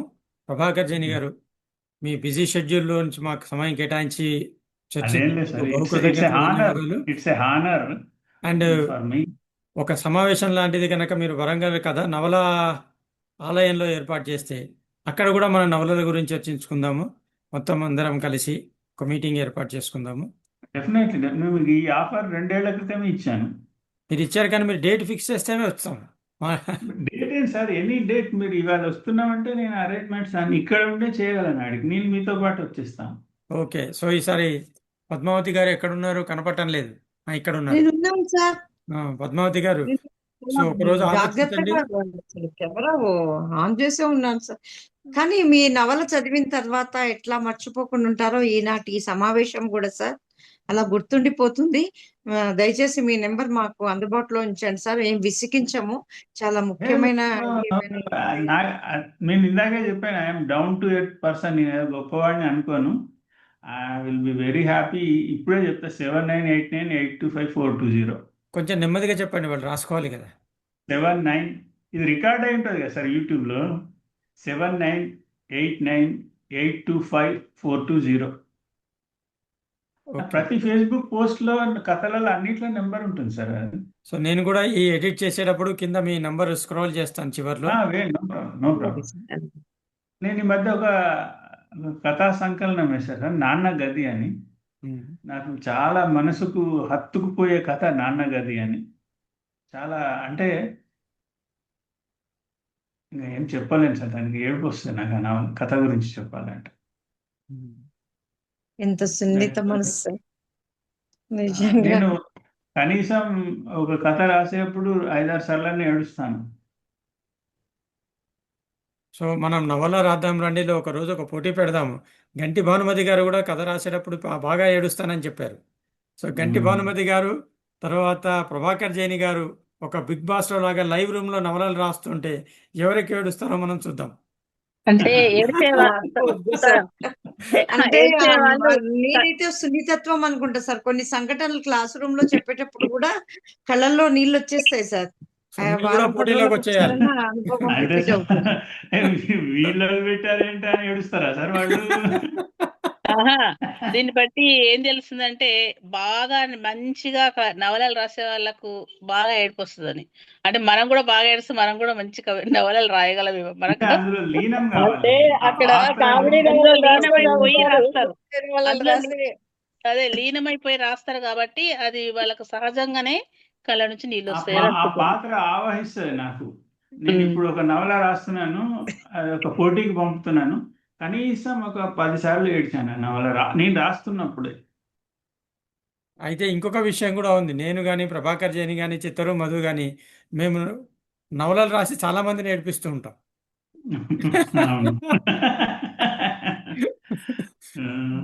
సో పద్మావతి అంటే గారు అందులో దాంట్లో సో సహజత్వం ఉంటది కాబట్టి ఆటోమేటిక్ గా కళ్ళ నీళ్ళు వస్తాయి సార్. అది అంతే లేదు ఇక. లేదు ఈ ఏడుపు కాదు మేము ఏడిపించేది వేరే ఏడుపు. అది కుళ్ళు పోతే ఏడుపు కూడా ఉంది. ఆ, ఏడుపులో సో రకాలు చాలా బాగా చెప్పారు.